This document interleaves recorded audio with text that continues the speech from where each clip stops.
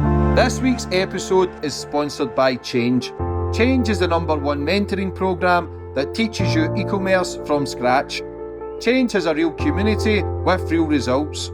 I have been working with Ryan for many years now and have attended many of his events and retreats across the world and got to meet members and the amazing community of like-minded people. Ryan works with a lot of big names in the business world, helping them build online businesses and e-commerce.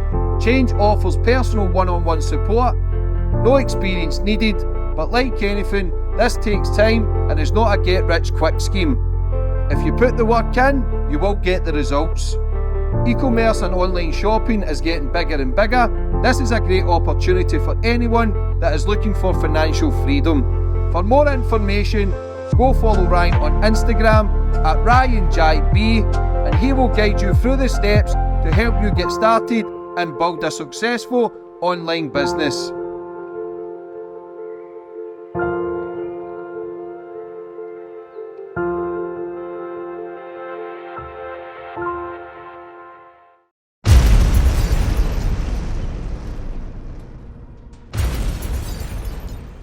You can now follow me on all my social media platforms to find out who my latest guest will be. And don't forget to click the subscribe button and the notifications bell so you're notified for when my next podcast goes live.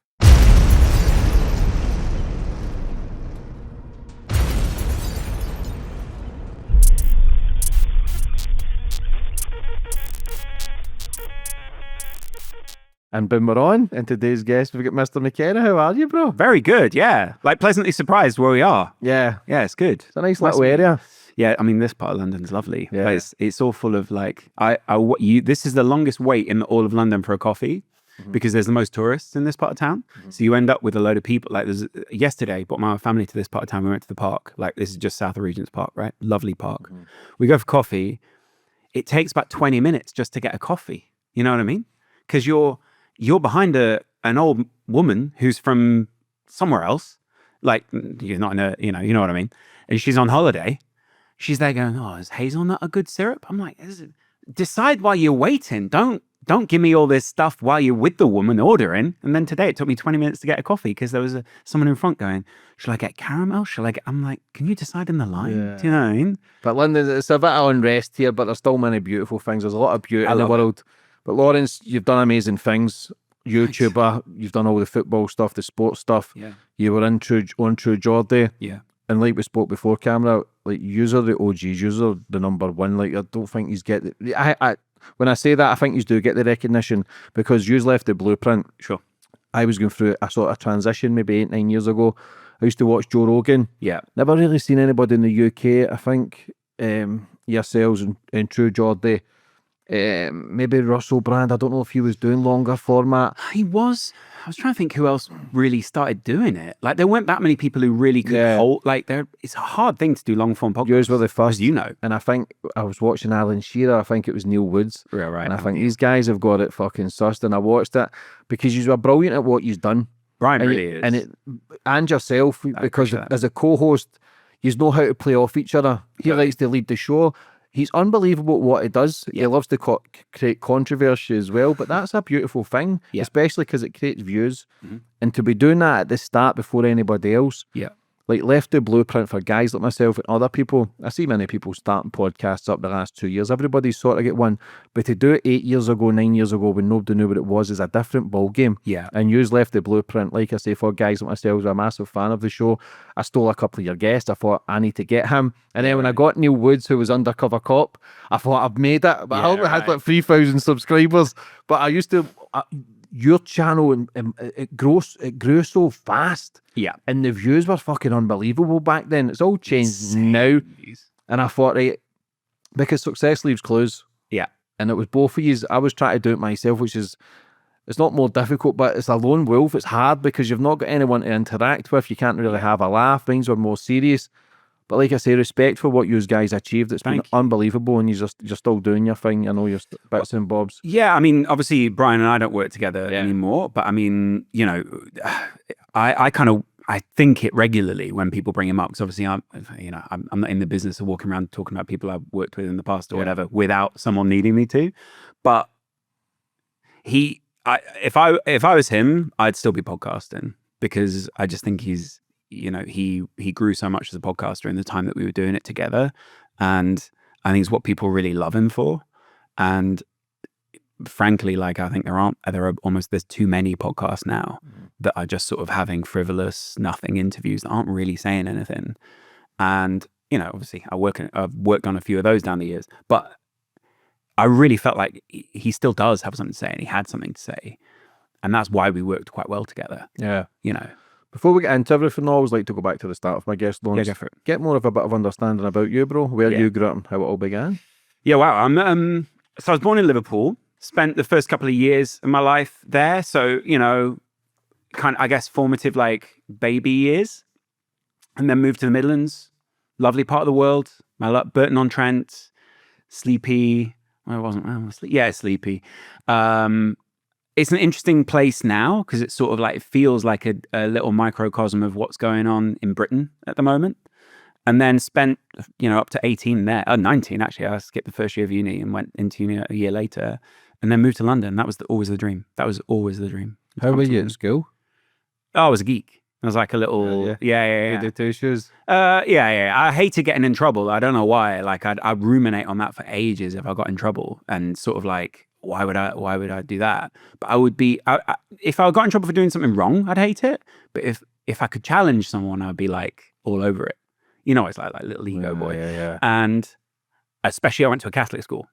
So I was all over this whole, like, Richard Dawkins, is God real? Like, all those kind of things. And that was a huge part of who I was back then. And it was good. It was good fun. Winding up Catholic teachers is if there's no nuns around or any priests, then you can get away with it. Do you know what I mean? But that was a long time for me. And I loved radio. I don't know about you, like, the generation we're from, I imagine we were pretty similar age. Yeah. Radio was, massive. if you could make it on radio, you could be Chris Evans or Chris Moyles or whoever. Or I don't know what you had in Scotland. Did you? Chris Evans. Yeah, Chris Evans. What's better than being the guy that rolls in, talks for a couple of hours about the dinner he had last night, plays some of his favorite records, and then goes? Like, that's a great job. It's a great life. You get to live in London, meet all the celebrities.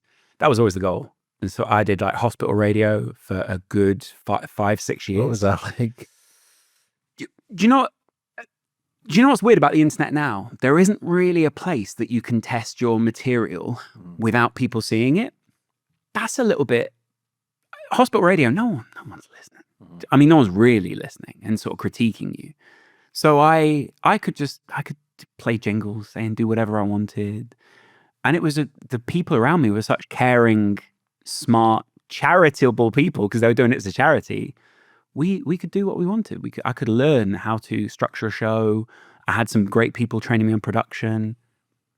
What's better than having no one listening, and you can mess up time and time and time again, whilst you're also learning, like, hey, don't mention death because there's a war full of people here. Yeah. And, don't play Frank Sinatra My Way, because that's a great song to die to. We don't want anyone to die in this hospital.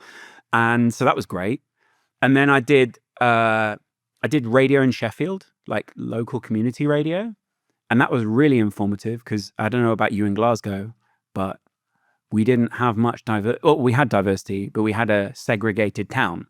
There were South Asian people living in one half and white people living in the other. And then one or two, what you'd call, like, black families, I guess, in our town. And just like, that was what they were classed as back then. It was just like, hey, do you know that there's one black kid in your whole school? And that's how they're termed. Do you know what I mean? So I grew up in that. But then I went to Sheffield, and Sheffield's called the City of Sanctuary. Well, it was back then. And so the radio station I worked for, they allowed kind of people who were seeking asylum to come and take part in the radio to show that they were doing something to integrate into the community. So I was producing shows. I had no idea what they were saying. These guys were making like an Eritrean radio show, and I was just sitting there pressing the buttons.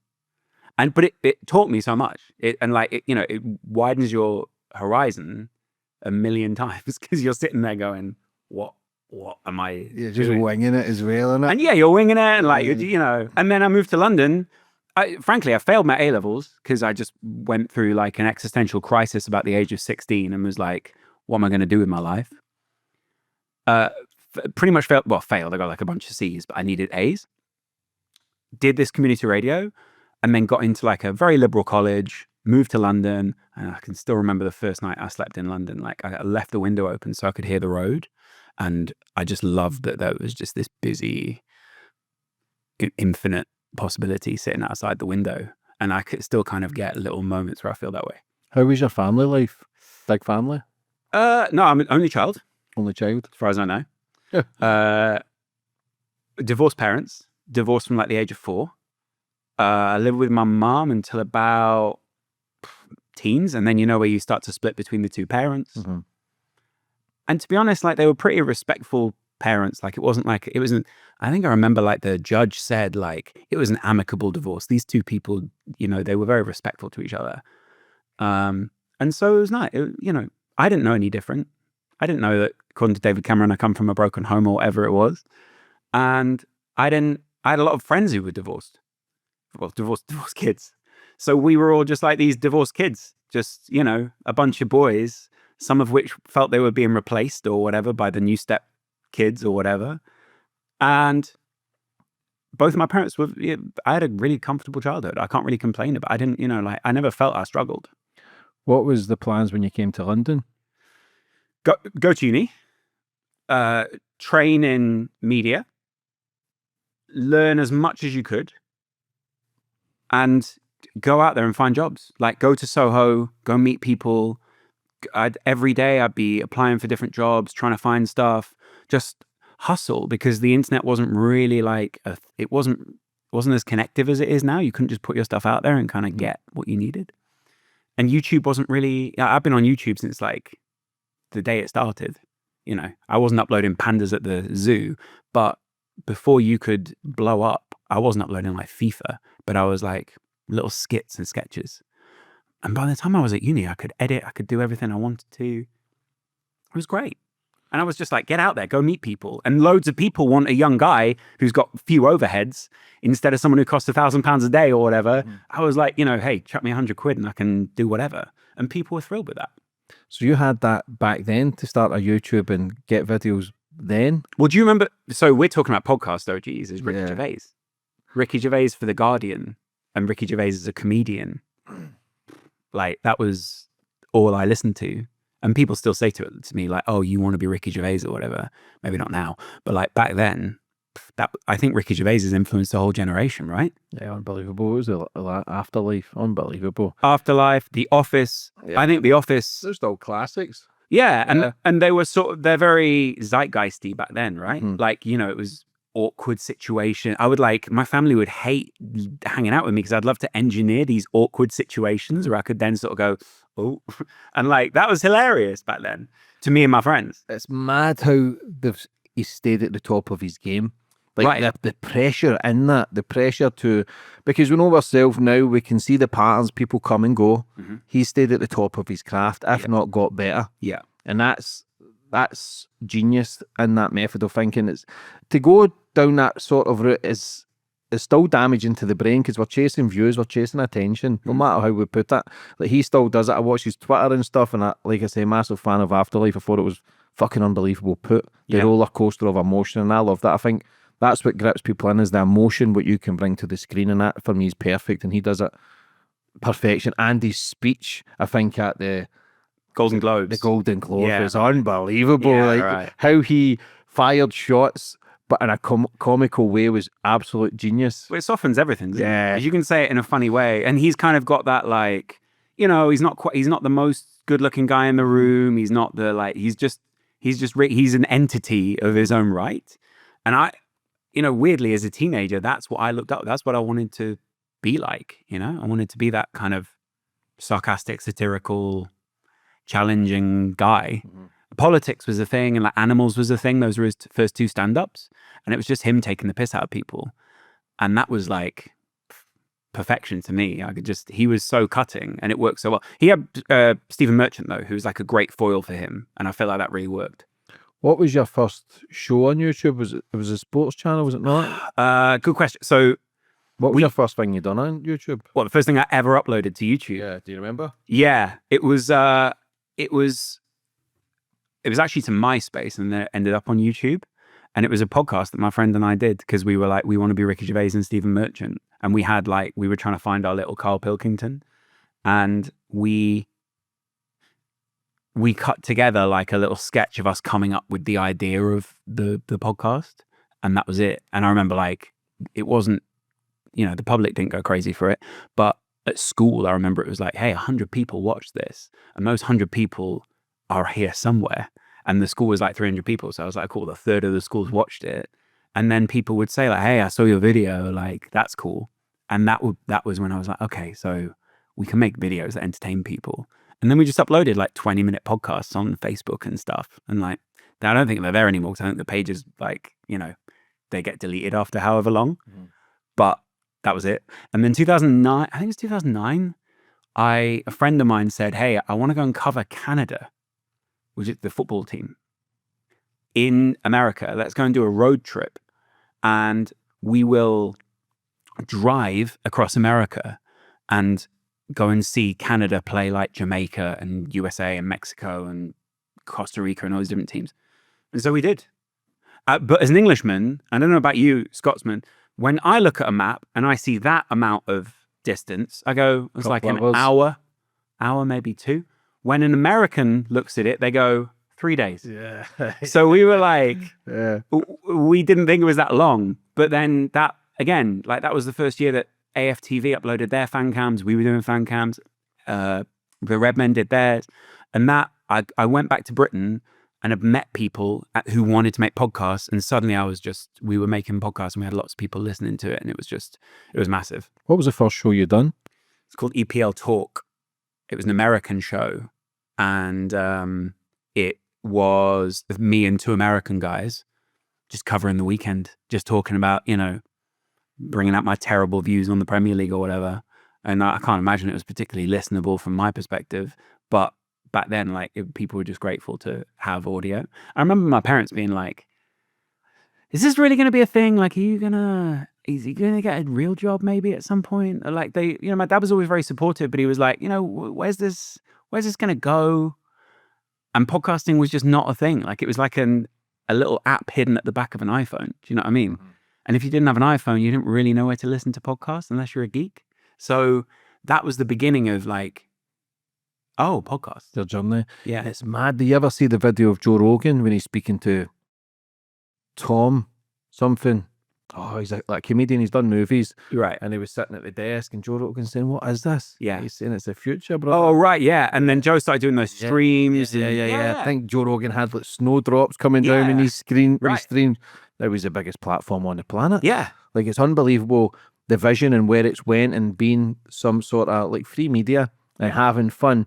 Obviously, it's oversaturated now, but when you see people at the start of the journey, and I missed that because I remember just starting off and I was more happy when I hit 1,000 subscribers.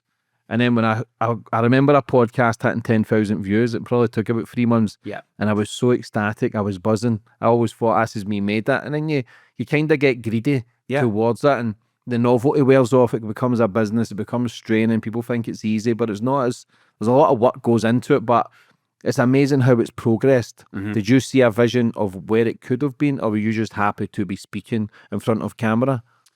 It's a good question. So I guess in my mind, I saw where it was going because I've always really enjoyed like looking at the progression of media and technology and you know, what's going to be the next big thing, or like, where's it going to go? And in my mind, I could kind of see people consuming this stuff.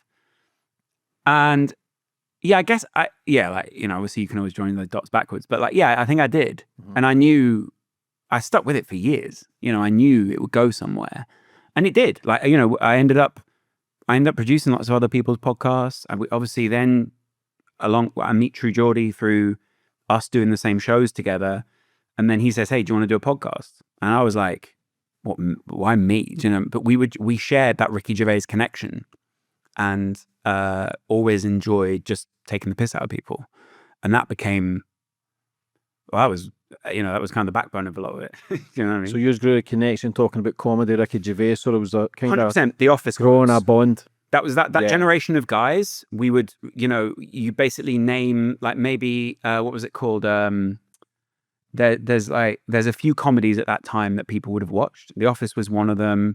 I think like Parks and Rec and those kind of things, and then whatever the one that Larry what's his face does, that was, we would just quote each other back and forth, and that was, and then we were like, yeah, this is funny, we can do this. What was it like producing podcasts at the start instead of actually being on them? Is it more difficult? No, I enjoyed it. Yeah. In fact, like, I don't know about you, but like, I enjoy being off camera a little bit more than the on camera stuff. Mm-hmm. I enjoy that like symbiotic relationship with whoever you've got on camera when they really get it as well. And that like the sharing of a knowledge and experience so that you can make something, like, if it does feel a bit like alchemy sort of thing, does feel very fun, and like you're really in the moment when you're like doing that. And that is one thing that I think Brian and I really had, was we had this like great people call it chemistry, but like we had a great understanding of where we would go between each other. And that was always very, that doesn't just happen. Do you know what I mean? I mean, it does, but not for everyone. There's a lot of duos out there right now where I sort of look at them like, it's like watching two chairs in a row. You know what I mean? Yeah. Like, and obviously that's not a dig at anyone, but when you find that chemistry or synergy with someone, it's special. It feels that way in that time. You can create magic. You really can, and you can also become a lot more insightful. Like you said, you're on your own here, right? But I'm sure there are guests you have on where you're like, oh, like we're vibing. Do you know what I mean? Or you're quite a flirty podcaster. Do you know that? Mm-hmm. When I see your stuff, your eyes quite sort of deep. I saw you interviewing Katie Price. I saw the eyes. You look deep. She's giving you the stories, and you bought those out of her. You've got to invest in it. You've got to put some energy into the other person, and it's quite dangerous in a sense. I think people don't realize like the energy you're sharing with other people, and you're opening yourself up as an interviewer as much as that person. Obviously, they're opening up more, but as the interviewer, like there is a bit of like telekinesis going on to try and get the other person to give you real insight into their lives and not just surface rubbish. Nah, because everything's vibration. So if you've got a relaxed environment, like 500 guests I've had, and I've never fucked anybody over, which is the key, which is the key essence of he's okay, him. Right. Where people can feel relaxed and go, do you know what? Yeah. And people, I think, they're trying to get clicks now. They're overpowering, they're shouting, do this. Even Bonnie Blue, I'm thinking, it's your job, your body, do what the fuck you want. Yeah. Do I agree with it? No, but it's not my place. I made bad decisions in my life, and I wouldn't have listened to anybody. You can only guide their story, but for me, the key element is bond some sort of trust, because in these industries, they are ruthless. Everything is clicks, and I've used titles and clicks for, oh, that'll be good. It's a using game as well, this. Like, I've got an agenda to do well, I feed my family. You know how this is a good business when you're involved in it.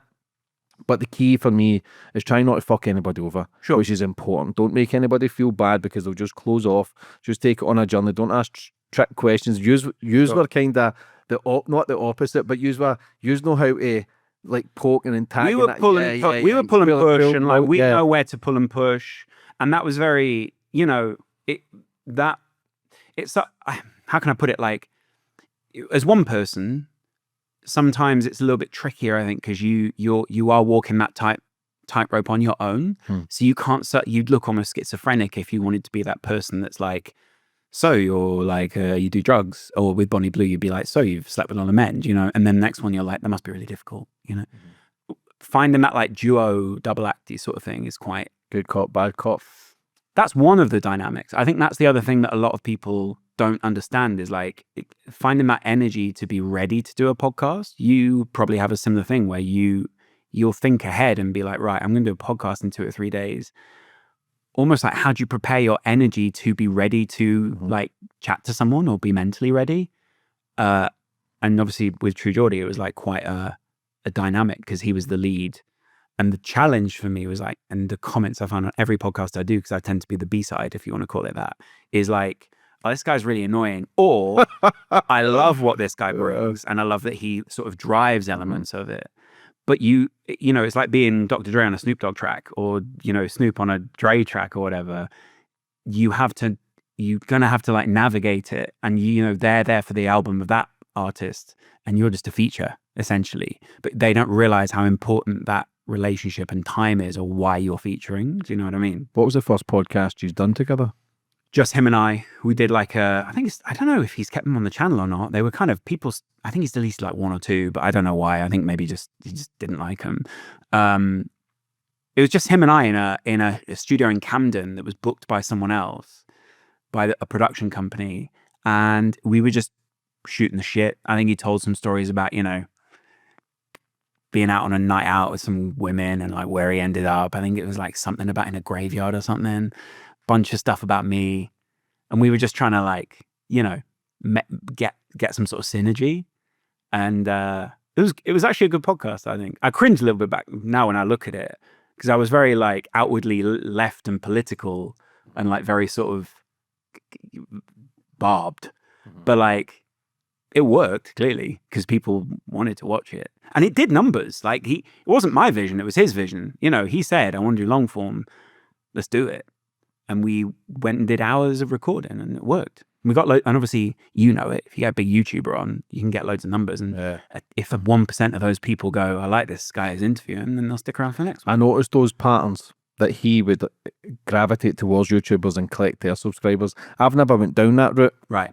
Because there's some podcasts I know that won't get views, but I love the interaction. I love the conversation. I like the more in-depth conversations that I learn from. I pick things up on, and it's therapy sessions for me.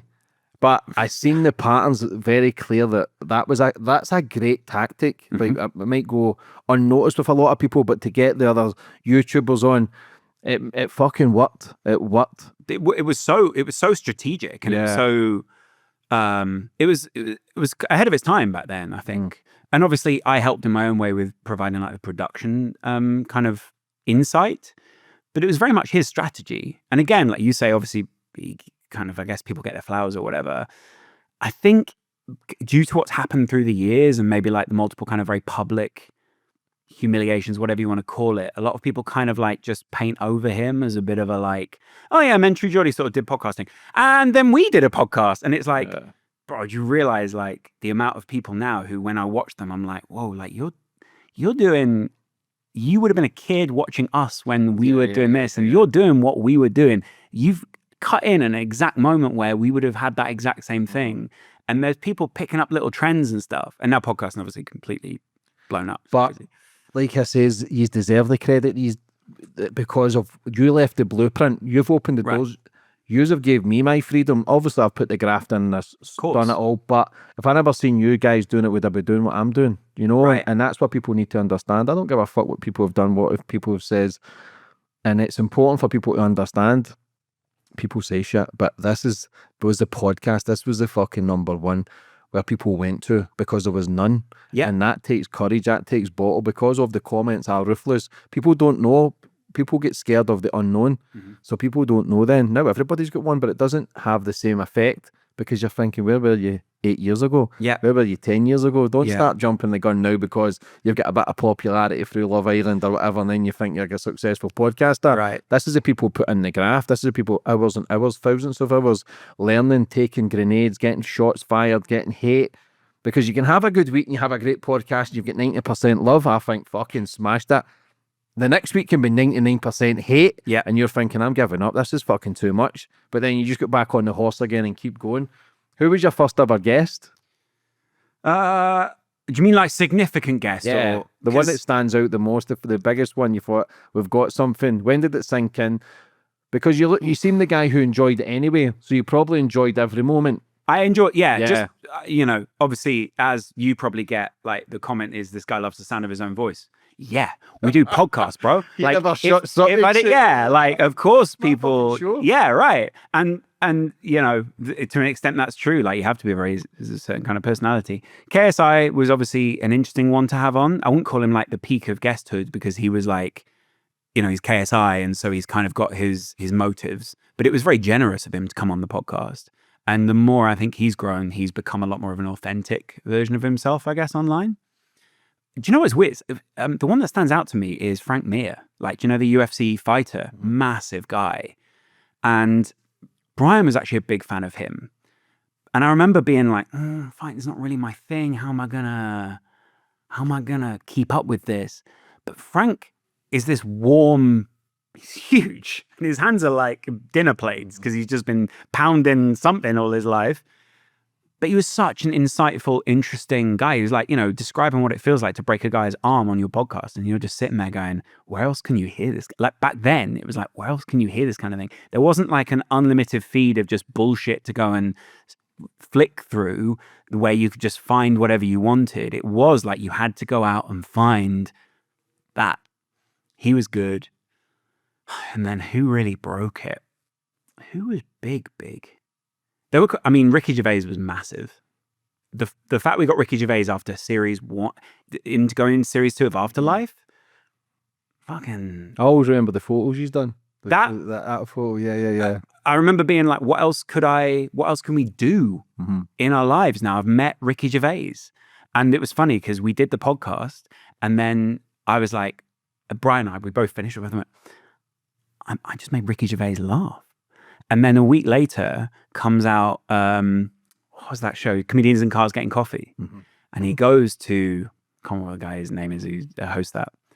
Sometimes I'll give people a charity laugh even when I don't find it funny. And I was like, shit, what if Ricky Gervais gave me a charity laugh? Like that's worse than if I actually made him laugh. But we were just all vibing. We had a great time. Ian Wright was really good. Wright, he's such an authentic person. I worked with him like very early on when he was becoming a pundit. And he was the most thoughtful, kind, nice guy that I could describe. We had some other big names. Tyson Fury was good. Robbie Williams is a weird one because he really loved Brian and clearly had he loved what he bought. But on the day, so basically he reached out, emailed the email we had and said, you're not going to believe this, but this is Robbie Williams. And Brian texted me and he's like, this is weird, but Robbie Williams has reached out. And he was like, I don't think it's really him. And then Robbie followed him on Twitter and was like, no, it's really me. And then he said, come and do an interview in my house. And we were like, fuck off. So on the day, we turn up, set the cameras up in his house. And I'm just like, oh, we're in a house in like, not far from here, literally like 10 minutes that way. And I remember just being like, this is surreal. Like, what? Robbie Williams? And he walked out in a robe and goes, Laurence. And I was like, this guy was a hero of mine. It still is, essentially, as a kid. And I was just like, my first single I ever bought was like Rock DJ. And I was like, this guy knows who I am. And he was like, let's go out on the veranda and smoke. And I was like, I don't smoke. But I just stood and watched Robbie Williams smoke. And then we did a podcast and we had some lunch and it was just this, that was an insight into this like celebrity world. That if they trust you, then they'll just sit and chat. It was so bizarre.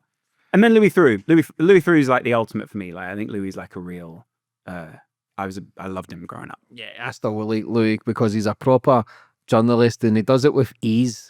There's an elegance of ease he trips people up at every corner and they fall into his trap. Like, again, it's Ricky Gervais style, two different people, but there's a genius behind what they do. For sure. And if you can really watch, you understand they're on it. They understand what they're getting. They understand what they want to get. Well, what a lot of people don't know, because obviously when it went south with Geordie, like people just sort of end their interest, or they want to, the cancellation thing is like, well, you're dead now, so we're done with your story. At that point, there was a discussion with Louis Theroux's production company for Brian and I, but essentially Brian, to co-produce a documentary series with Louis and put Brian in a bunch of kind of interesting scenarios where it would be exploring alternative ideas, lifestyles, whatever it is, in Britain, around the world. And that kind of ended very abruptly, obviously, because of what happened. But I went for a meeting with Louis, and it was me, a producer, and Louis in a room. And that was where it was like, oh, I see why this guy is so good. Because he was just relentlessly workshopping what the concept was. Like, everyone else in the room, including me, were kind of happy with where we're at. We were like, okay, yes, we goes in this scenario and we're going to have a bunch of trans women and he'll go in there and he'll talk to them. And Louis was like, I don't quite think that works. Like, and he was just pushing everyone mentally to progress, make it better. And you see that in all of his shows. It's like it's very honed, and he's clearly always thinking, because not everyone's like that. Even your production is the best. It's still the best. The production, the cameras, the lighting, everything is That's up there. the same people from behind the scenes. It's still the best. We're using the same fucking equipment since 1998, but we do it because we're on the road all the time. We don't have a studio. Right. I've got to go back to Scotland, see my kids, see my dogs, and then come down here today. We've done 3 podcasts, so but the production at True Geordie was fucking spot on, and that's a selling point. 100%. People have got great sound and great vision. They think, yep, they come back for more just because of the production. But that's another thing that people, again, don't really get about Brian or whatever, is people don't understand how excellence is really achieved, or how like a very high standard is achieved. And we live in a very, from my perspective, quite a twee world sometimes, where people are like, well, if we're all just nice to each other, then the production will surely work out and everything will be okay. And let's all just go back to our home in the Shires and we'll see our kids and kiss them goodnight. And as long as we're all happy and finish work at 5, then everything's good. Brian's the opposite of that. He's like, right, we're going to stay until this is fucking finished. And, you know, we might have some beers along the way or something to eat or whatever, but you're going to put some fucking graft in. And that, when you find other people who are not what I would call lazy, to an extent, really good stuff gets made. And it was because of this, like, the relentless obsession, which might be ADHD or whatever you want to call it, that it became very, very good in that, like, it was quite a sustained period that we were sort of at the top there, like for a good 2-3 years. Maybe more. Yeah. And there was, there were signs that maybe it was kind of coming to an end, but really for quite a long time, that was the place to be, Because like I say, the production, everything was spot on. The guest, the kind of good cop, bad cop, but sometimes the roles would reverse as well. Like it was perfected to the way yous wanted it. It was your show and people watched it for yous. And that's what some people don't even come for the guest. Right. Some people just enjoy the host, the banter, the laughs. Yeah. That's why I am interested in every podcast I listen to as the host, because I like, to an extent, I'm interested in the guests, but I want to see it through the lens of the host. And I trust that host to synthesize it in the right way. Do you know what I mean? What was the Logan Paul one when he done the suicide one? I think Brian done a video, and then, because I remember looking, because it's funny, and if I'm honest, when you watch other podcasts, you want to be the best. Of course. But he was just so far ahead. I had like 50,000 and he was like 500, 600, but then he done a video and then he went past 1 million, because I remember him doing a video and he says, I phoned him and says, we've made it. And I think, lucky bastard, there's a bit of envy and jealousy there. But so did you ever mention us? Like, did you ever have? A couple of times, but I had guests on, but I never... Andrew Tay had mentioned it, but I think that was more the end. Has he mentioned? Yeah, right. Yeah, right. But I would never. Like, I've always spoke highly of it, but and in your own mind though, because you want to be number one, it's like everybody then becomes competition. From somebody who you actually enjoy watching, you then want to be them. But I think you would have said that on a podcast at that time. So I can't speak for Brian, and I definitely wouldn't speak for him now. But I remember we had kind of conversation. He was a relentlessly competitive person, and that spreads from having an ego and all those kind of things. And we were both quite egoic guys. Like, we're in our mid-20s, early 30s. And I do remember having chats about your show and being like, oh, that fucking guy's a bit of a problem. Like, you were doing good interviews with people. But Brian would particularly want to beat everyone else. Like, he didn't just want to be the best. He wanted to beat these other podcasts. Yeah. But you were one of those people who was always on the radar as like, because you had a lot of great guests in that time. A friend of mine, actually Brian's old editor called Gio, and I always had a joke about your podcast, was that you had facilitated what we called the podcast wars, which was Sean Atwood. And whichever other criminal guys you would have on the podcast, who would go back and forth going, that story's not true, that story's not true. And at the time, it was so sincere and so, it was very heavy. Yeah. I imagine that was a lot. Period. It was a very heavy time back then. Weirdly, like now, if you did that, I would feel very self-indulgent from their part. But now, back then, it felt very like apt and of the time. Yeah. And we called that the podcast wars because you would have these people on and they go back and forth and they'd almost be battling to get on to give another story to you about X. And then Sean would come on our show and go, well, this guy said this on this and then that went that way and then this happened there. And we would be like, okay, I don't know who these guys are, but like, and then there'd be clips and Sean would like message me or another guy would message me and be like, Sean said this on your podcast and this isn't true. And we would like, Gio and I would like laugh about it. We thought it was just so funny that these like, these warring ex-prison like killers, something, not Sean, but like a couple of the guys would just be so furious over what felt like playground politics. That's what it is. For me, that's handbags. Like, I don't really like it because when you're on your own lane, I think when you've got other people there, you can indulge in it more. But I just wanted to stay in my lane and I started making money. Yeah. So I didn't want anything to jeopardize that. I've come through a fucked up life. Everything was going great.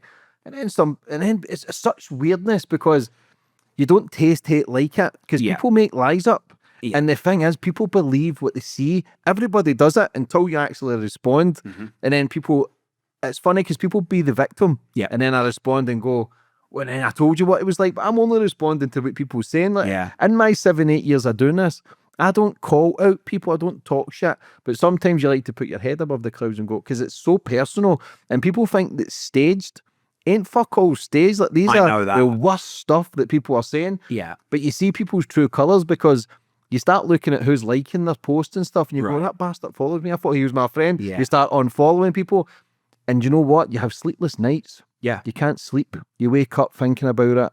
You're going to sleep thinking about it. And it becomes so tiresome and draining, but you can't stop because you know you're then creating a business and you know you've got people working for you then, so you need to keep going. And what else can you do? Yep. But it's not as easy as people think. It's so tiresome towards the brain. Even now, it's not the first year, 2 years, 3 years, it's enjoyable because you're chasing what you want. You start getting that, you start opening these doors, you start getting a bit of attention, your social media starts popping, and then you start becoming more unhappy. Yeah. Because you're thinking, what the fuck was I chasing? Like, it's such a weird, did a penny drop moment for you when you realised how big you were? No, it didn't drop until like, literally maybe a few months ago. I don't know. Where I was like, it was just a couple of YouTubers or whoever, we met them and I'd never met them before, but they knew who I was. Again, like, this isn't like an ego thing. I'm not saying they knew who I was. And they were like, no, like, we used to watch the podcast. And it was the point where I went back to look at the views that the podcast would get back then. And there was some with like 4 million views or like crazy numbers. And you know how much 4 million views makes on a podcast. Yeah. Especially back then. And that was when it dropped, was when it was like, oh, like, this was actually a bit of in its own niche, a bit of a thing. And it's only really then that you realize that, when people start being sort of respectful in your own industry, or they'll say stuff to your face. Because, you know, there was a point we got to when we were with like Will Ennie and Stephen Tries and these guys, where we had the group, and like we went to a show and it was like lines of teenage girls lining up to like have their picture with us with their boyfriends, and the boyfriend would get a picture and he'd be like, I love the podcast, and then the girlfriend would get the picture and be like, I love you on this, with the two teenage guys. And it would just be like, where did this come from? Do you know what I mean? That felt big. But when you're in it, you're just experiencing it as like, you know, it's your experience and you kind of feels natural. Do you know what I mean? Do you think you can discredit yourself sometimes and not realise what you actually brought to the table? Because it was your show just as much as Brian's, you know, like you've done the exact same. Like I say, it was a fine balance of like finding that chemistry of knowing when to say, when to jump in, and that's an art. Even having a one-on-one conversation, you see so many people jumping in, never mind having two people there. But sometimes when I listen to you speak, I don't feel as if you realise how big you actually were and what you actually brought to the table. I think maybe you're right. Mainly, how can I put it? Like, it's kind of a want not to acknowledge maybe what my contribution was. It's not so much that I think of myself as like small, but I don't know how to be big yet. Does that make sense? I don't know how to handle that. And I'm not sure that it sits a little bit unnaturally, if that makes sense. Also because the first thing that a lot of people put in the comments, which kind of irks me, is like, oh, this guy is arrogant, or this guy is just because of the way I carry myself and the way I speak. Then if you start saying, oh, I'm really good, then people go, oh, see, he's arrogant. Yeah. And those kind of things bother me. And you probably have a similar thing where it's like, you seem to really care about a community of people who watch your podcast. Like you say, 1,000 people or 1,000 subs felt good because you had a community. Yeah. But then all these other people, my biggest thing, because I was thinking about what we talk about and I was trying to work out like what we might say. My biggest thing is like understanding. We don't really have that much understanding online at the moment of each other. And even with you, like I didn't know what I was going to walk into a room of. I didn't know if I'd walk into the room, and I admit to being a bit nervous about it because I didn't know if it would be like, I don't know, you've had some people on where they say things that I don't agree with or whatever, or whether you'd be like adversarial in some way, even though that's not your way. Yeah. And that was it's such a nerve-wracking experience when you go to a podcast because you don't know what you're going to venture. My job is to understand that person and how I respect that. And how they see life, because we're all raised in different areas. We've all got different levels of abuse, trauma, money. We're all different. Yeah. Interviewed guys from the IRA, the UDA, and they say if they grew up a mile down the road, they'd have been fighting for another cause. Right. So my job is just to understand that person. What I do in life might be wrong. What you do might be right. I should be doing that. Maybe I should be Christian. Maybe I should be Muslim. Maybe I should be whoever. But for me, it's just to stay open-minded to it all. And I think that's what keeps you in good stead. I think that's what makes it a level playing field for everyone, Do you think it is a level playing field, though? I don't think it is. Yeah. But it's to try and make it a level playing field, because we all want to be liked. I don't give a fuck who we are. We all want to be, he's done a good show, because we can you've got thousands of comments. One negative comment's the one comment you'll stick on. And always. And that's the hard part, because we're always trying to do the right thing, but then how can we create a business because it's controversial itself? So it's like a contradiction all the time. It's a constant battle of try to do the right thing, but that's not going to get anywhere. But we can say this and we can get a little bite here. And it's a fucked up world. Yeah. Media, it's a fucked up environment. It's very snaky, it's very cliquey. But we've always kind of just stayed in a lane and kind of just flew straight. Sometimes we'll take a little dip, but sometimes your views will go down 1 month and I think nobody loves me anymore. 100%. You sit there thinking the views have gone down 2 months in a row. How do we reignite that? Or how do I, do I shift completely? I remember we had a long time where we didn't really do a podcast because we were doing podcasts and they weren't doing the same views as what we did at the time. That was True News. And True News was just easy. It was fish in a barrel. It was go and find someone on YouTube who's got a big ego and give him some justice or whatever you want to call it. And I used to hate doing that because it brought out the worst side in me.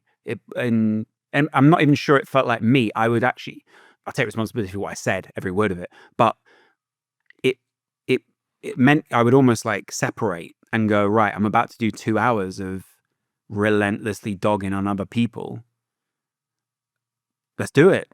And we just do it. And then they go away and edit it and it would come out and people would be like, oh, that was mean. Or they might be like, oh, that was really good.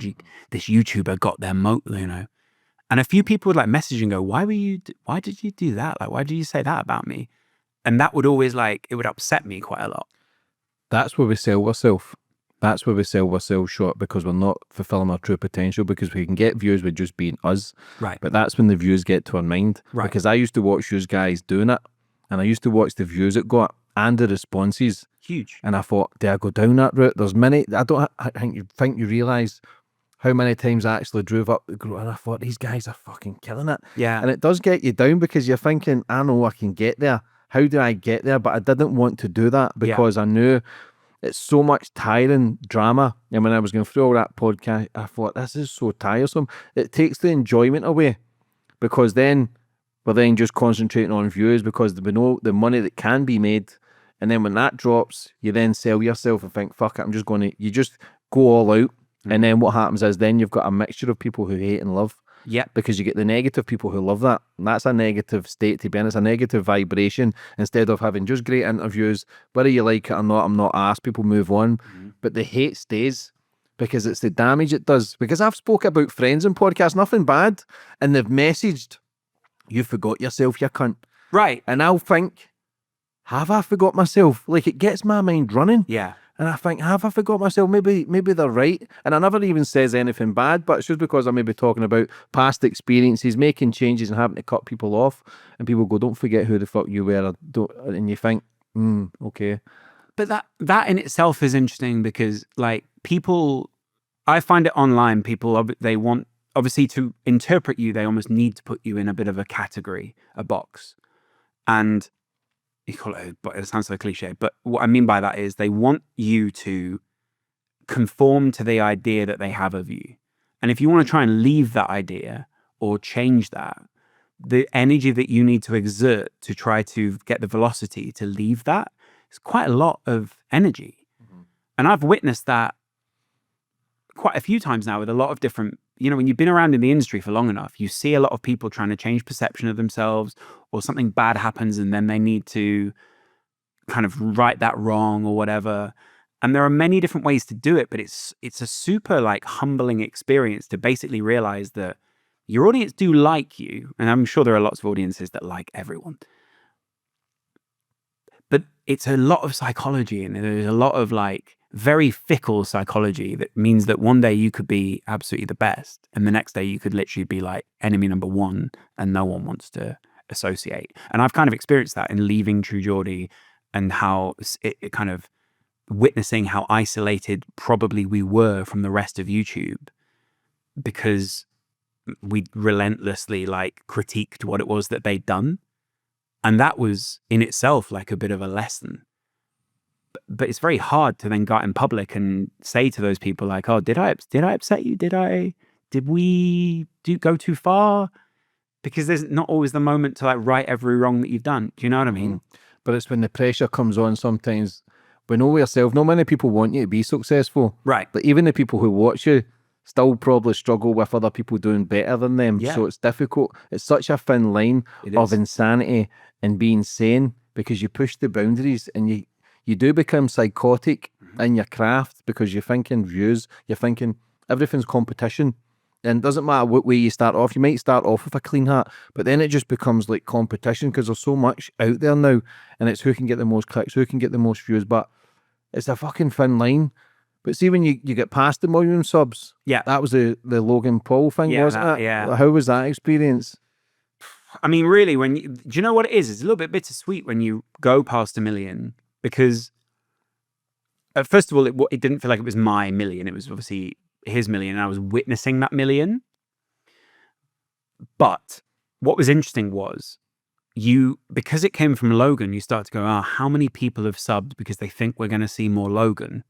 And how many people have subbed because they think we're going to bring someone else to their knees? And you feel like people, obviously a subscriber is kind of subscribing for the potential of what you're going to do next. And so I remember we treat it as a big moment, but then immediately after that, it was like, okay, now we've got to go out and like serve the meals. It's a bit like working in a restaurant. That has all to do with content and clickbait and fucking thumbnails and titles. There's so much to try to promote a good video. But tell that to an agency. Yeah, yeah. Right? Yeah. What about the boxing thing with KSI and Logan? He was the commentator, was it not, Brian? It was Brian. I was like the host, and then Brian was the commentator. And that's a big gig. That was a massive gig. And I remember at the time thinking like, oh, this feels big right now.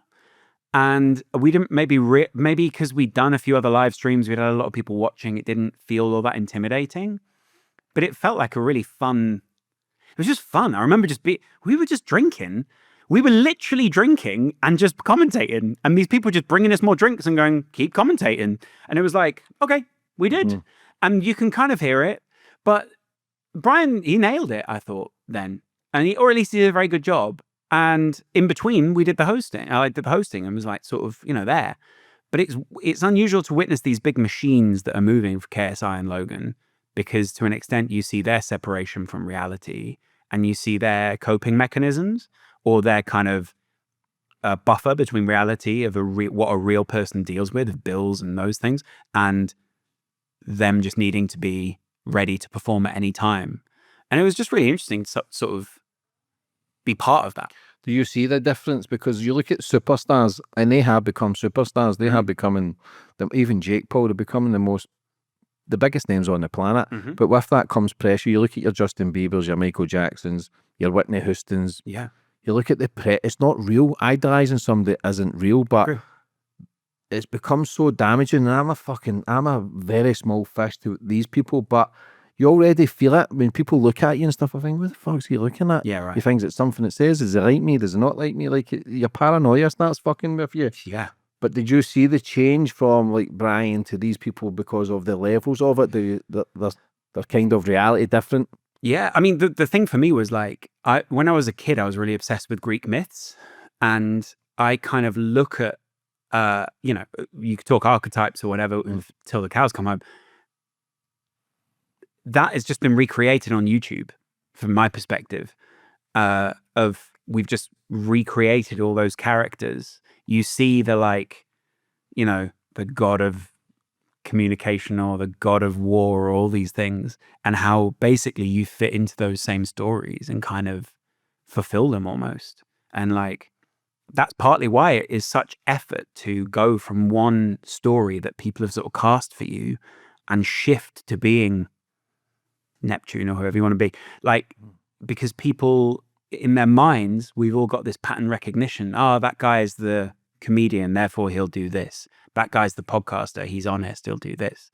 And that, we're basically recreating Greek myths on YouTube for slightly more triviality. And unusually, I don't know if we've quite worked out why we're telling the stories sometimes. I think we just a lot of people are just telling stories for the sake of telling stories. And even that in itself is actually a Greek myth. So it's interesting to look, like, if you go back and look at the Greeks and the Romans and all these gods that they created, whether you believe in them or not, it's irrelevant. Same with the Egyptians. It doesn't matter if you believe in them. The stories have presence and meaning in the modern world because you see them. I love stoicism. I love, like, Right. the meanings behind it, and we're all kind of our own gods, and as cheesy as that shit is, we've all got the belief in reality to be who we want to be, Right. but we just don't tap into it enough. See, what did you think of David Icke? Oh, that's a good question. Because I know you've done the podcast, but then done So we did 2 with Icke. yeah. And then we did a follow-up because a load of sponsors had sort of gone, did you just get a guy who was anti, well, whichever perspective you were, he was anti it. And a load of people messaged because they, at the time, believed that the language that he used was anti-Semitic, which, you know, I can buy into that and understand that. Yeah. And I didn't realize that. And I think sometimes as a podcaster, in fact, a majority of the time in the podcast, as being a podcaster, you will not realize until you've kind of explored with that person and had the experience of them in real life where you're going. You know, like Louis Theroux stuck around with Jimmy Savile for a good amount of time. Didn't out him as a pedophile, do you know what I mean? Yeah. But he probably had an inkling. And it's kind of similar as a podcast host. You're sort of exploring what you can and can't get. And I was very cynical of David because Brian was very pro-David. And so my job was almost to be the antithesis of that, right? He's very disarming in real life, and he's actually very lovely. Yeah, he's a nice man. And he's a very pleasant guy. His family are nice as well. They're all sound. Right. And they all run that business together, I think. Iconic. Yeah, he is. Yeah. And, you know, I remember how he came up, or the story that you get told about how he came up is when he went on Terry Wogan and Wogan laughed at him. But that podcast had quite a big impact. I remember it did millions of views, as do most David Icke podcasts, by the way, now. Like, they seem to, then, was massive. It was big, and I think we maybe didn't realize the influence it had. It definitely influenced thumbnails. Like, the people ripped off that thumbnail that we did for him a lot. Brian did, I didn't do it. And it's funny because I take conspiracy, I know he's not a conspiracy theorist, as almost like the Greek gods and allegorical sometimes, because in my life, I can't prove that 9/11 was an inside job, or that whoever runs the media or whoever runs, you know, the oil or whatever. And so I was slightly pushing him. And I guess part of me is working out whether he's David Icke or David Copperfield. The magician. And I am not sure right now whether I know. And my logic is David listened to trends and he'd listened to COP or whatever political gathering, and he consumed voraciously all of these papers that, the Global Forum for Health or whatever was putting out. And I would diagnose him with my pigeon psychology with he's some on the spectrum. And if you interact with him, you can see that because he's, he comes across in that way. And I'm not saying that in a disparaging way. And he puts these things together, and in his, for want of a better word, like ADHD mind, it all links together, right? Because I think that's what ADHD does to you. Some people are very good at pattern recognition and they see how it all slots together. It doesn't make you crazy. Back in the 80s, you were crazy, but now you're just neurodivergent, right? It's normal. But what scares me is then when I see the things that David said on the podcast, I don't know, it was 6 years ago, 7 years ago, 5 years, however long, kind of coming true. And you're a bit like, that's weird, isn't it? Like David was like, the few things, and I'm not saying it's true.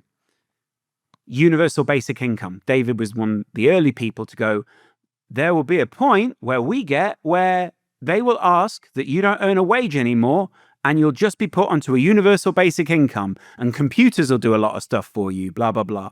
What's the main conversation in the media right now? Where, AI 2027 is that big paper, the website where it's like, it maps out. Yeah. We can talk about that if you want.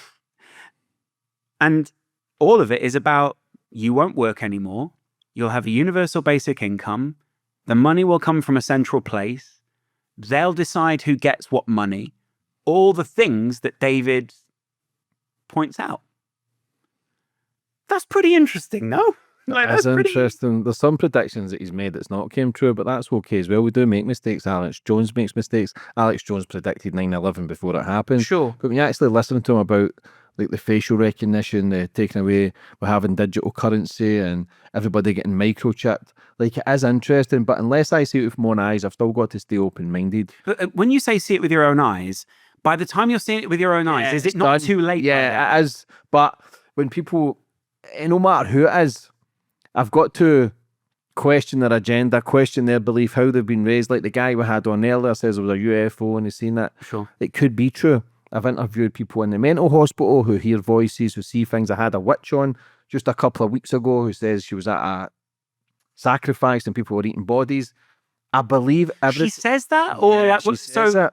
But so, do you know, if I'd have been at a sacrifice and I'd seen people eating bodies, with all due respect to your podcast and the podcast that I was on, would I go to a podcast and talk about that? Or would I? But you say that against every guest, but we're living in a day and age where people just speak freely now because other people see it and other people watch movies and other people, like, everybody's in their own reality. Like, people say you'll never get that guest. I've had some of the biggest gangsters on the planet on. You have. You really have. And people say you'll never get him. Right. Your real gangsters wouldn't speak out. But they do. I've interviewed Larry Mazza. He killed over 20 people. His best friend was the Grim Reaper. He killed over 200 people. Like, people just love talking now, and it's therapy. But I don't believe everything everybody says. I see the world from my own views. I don't force them upon people. But my views change from now to it was 5 years. Right. Yeah, minute to minute. So your views change something. I never believed in that, but I believe in it now. There was a day I believed in taking drugs and drinking was normal. Right. Gambling. And now I look at it and think, what the fuck was I doing? So everything changes. Somebody can come into your life and have that light bulb moment and go, do you know what? That makes sense. Maybe I should be believing in that. But for me, it's stay open-minded to it all. I don't want to be guided. I don't want to be misguided, but just stay present in what people are saying, which is interesting. It's key, because I'll have people want to say the earth is flat, the earth is round. Who the fuck am I to judge? I've never been out the universe to see it. So I understand that. Obviously, to some extent, you have a responsibility to and you challenge it, right? Yeah. And you kind of ask the difficult questions, or you kind of ask a question that might help them to explore it in themselves. Mm-hmm. When we get into the state of where the world is now, I struggle to see how we kind of influence the the route we're on. And when I grew up, and you grew up a similar generation to me, we were told, there were posters of Che Guevara everywhere. It was like, this guy was he was the poster to have. Every girl had a pin badge of him, and every boy had do you remember when he freed Cuba? And it was like, you could be that if you want to. Tony Blair was meant to be that for a bunch of Labour guys. Do you know what I mean? I don't know if that figure really exists anymore. And I think that is kind of Tommy Robinson ain't Che Guevara, and that's not a dig, but you're not Che Guevara. Do you know what I mean? I'm trying to work out if that person is gone. I don't know if that figure, Donald Trump ain't Che Guevara, nor is Joe Biden.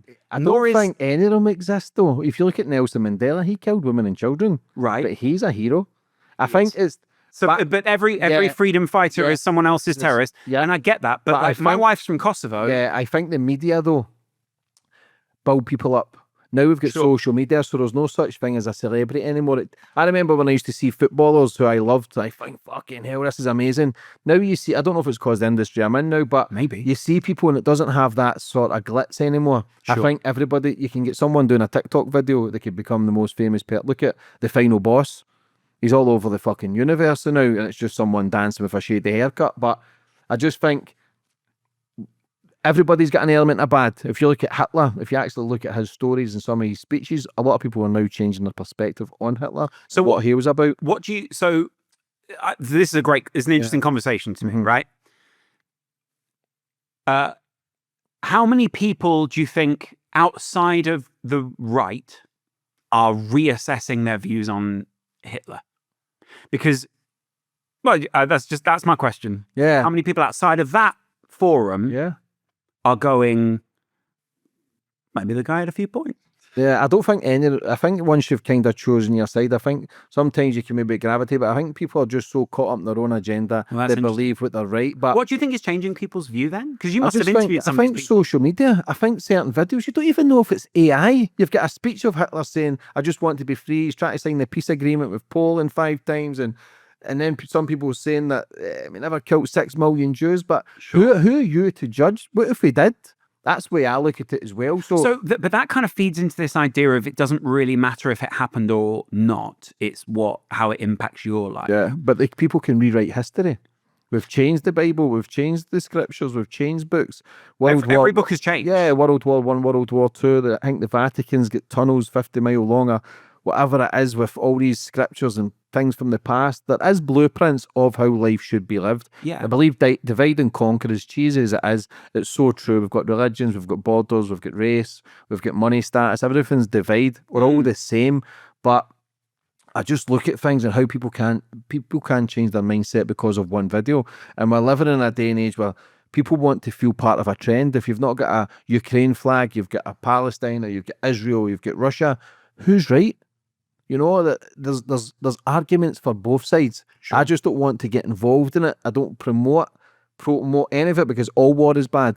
It's not the people who are fighting the wars, it's the people who are telling them to fight it. That's what concerns me. It's the people who fund both sides. So what worries me, I guess, but that even in itself then is just a separated level of storytelling. Yeah. And to an extent, I feel similar to you, and I always felt very similar as a podcaster. Like, where does my responsibility lie? Is to let people tell their story, and essentially, for want of a better phrase, like feed the people the rope and see if they hang themselves. I'm not advocating suicide when I say that, but I mean, see what they do with it, essentially. But then I know that there are, my wife is from Kosovo, and I would never have had the insight into Kosovo if I hadn't have married her and gone to the place myself and looked at what went on. But I get messages every day from, Serbians telling me that I'm wrong, or I've not really said that much online about it. I basically, take it. Obviously, I married a Kosovan, so I must have some horse in the race, or whatever you want to call it. Not her, but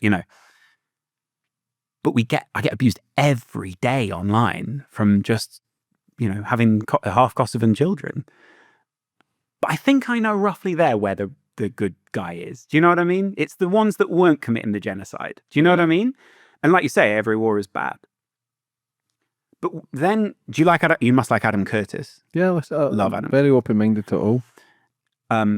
He made a 3-minute short. That video changed my perspective on anything I see in modern media. And it was about the strategies of the Russian government in funding political movements in Russia, and how Putin 10 years ago had started to fund people on the left and the right, so that essentially you could create dissension within your own society that meant that you had to step in and say, well, look at all these LGBT lot guys on the right, I'm stopping those guys.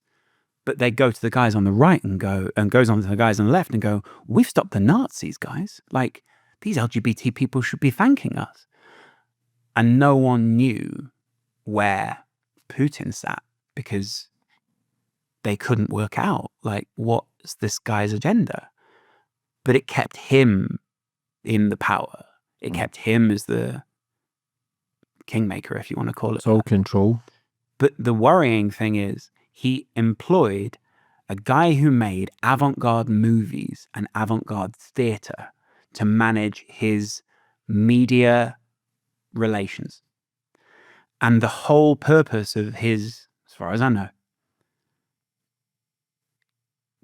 kind of meddling was purely to confuse people and purely to muddy the water of, well, who is right, who is wrong? You know, morally, are you right? But you're Muslim, so can you be right? But you're Christian, so can you be right if you support this guy because he killed him and they did that? But you and I both know there is also a subjective element to all of this. Like, but Putin or whoever now, there is a big part of our society who are starting to say things like, is death wrong? Is, I see all these AI gurus and they go, maybe it wouldn't be such a bad thing if the human race was wiped out. And I'm like, sorry, what? Yeah. Like, what are you talking about? But it's like, the art of war, it's to create confusion. And the thing is, I love steak, I love chicken, but I guarantee if I went to a slaughterhouse, right, it would change my perspective. If you went to Kosovo, if you went to Palestine, you would think, what's going on? But then other people in Israel, if you went there at a certain time, you'd think, well, what's going on? Any bloodshed is wrong. And that's the thing we get to. It's just because maybe our wife can change a perspective, our brother, or we can meet a homeless man who tells me certain different. Britain's invaded over 90% of the world. We were the most ruthless. I love Scotland. I'm Scottish. I love England. I love the British. I love the people here. But we've done a lot of wrong, and yet a lot. We've done in Iraq, in Afghanistan, America. But imagine what these people are saying about us. So we think we're in the right because of a certain narrative that we see on the media. Twin Towers, let's go and bomb these people, and they've killed their own. I think as human beings, we are easily manipulated, and that's where we're going wrong. Instead of standing up and saying there shouldn't be wars, there shouldn't be destruction. In a perfect world, it's all love. There's an understanding of each other. We help our brothers and sisters, but we don't. Everything's backwards for the day we're born. And we've got the schooling system, we've got vaccines, we've got so much you can go down the rabbit hole of. Everything is static. We're all vibrational beings. We all understand. We can be telepathic. When you know somebody's going to phone, we can actually tune into the brain and understand when we can actually communicate, but we just don't do it enough because of everything that we went through. So for me, I don't have the answers to it because it's such a complex fucking thing I wish I had, everybody could be peaceful, but we don't. But when you look at Ukraine, you see people with Ukraine flags and Russian flags, and they argue like people giving you shit because your wife's from Kosovo. But your wife and what her family's been through, in my school, all the Kosovans came with all the refugees, and I'm all for refugees because they want a better home, women and children, by all means, fucking support them. But obviously it's changed now. You've got young men, no wives, no children. But in my school, that we used to get told the stories of what was going on in Kosovo, and it's fucking heartbreaking of what they went through, 30 years ago? It's 30 years now. Yeah. It'll be 30 years. When I was at secondary school, Years. and boys, and you know what, they were broken. My big friend, he owns Pulp, actually. It's a great restaurant, and I still love it to bits. But they used to tell us the stories, what they went through, what their families went through, getting broken up from their mums and their dad. Like, it's fucking barbaric. Dragging your best friend. Yeah. There's someone who's, it's not my story to tell, but seeing your best friend be shot right in front of you, that'll have a big impact on which side your heart goes to. Yeah. Do you know what I mean? And nothing will change that. Well, because viscerally your brain has just experienced something that I don't know how to reverse that. Do you know what I mean? And that, I think, like you said, all war is wrong. That's a great place to start. But when the government starts saying that, and then they start saying, all war is wrong, but this one's necessary. You know, like Iraq was necessary, apparently. You know, we all knew it wasn't. Everyone knew at the time it wasn't. Do you know what I mean? It leaves me with this sense that I'm, you know, whose podcast was it? It was someone's podcast the other day, and there was a woman who was basically saying that, you know, at different ages end. So, you know, in the Christian or kind of Abrahamic religions, there's like 2,000 years is their cycle.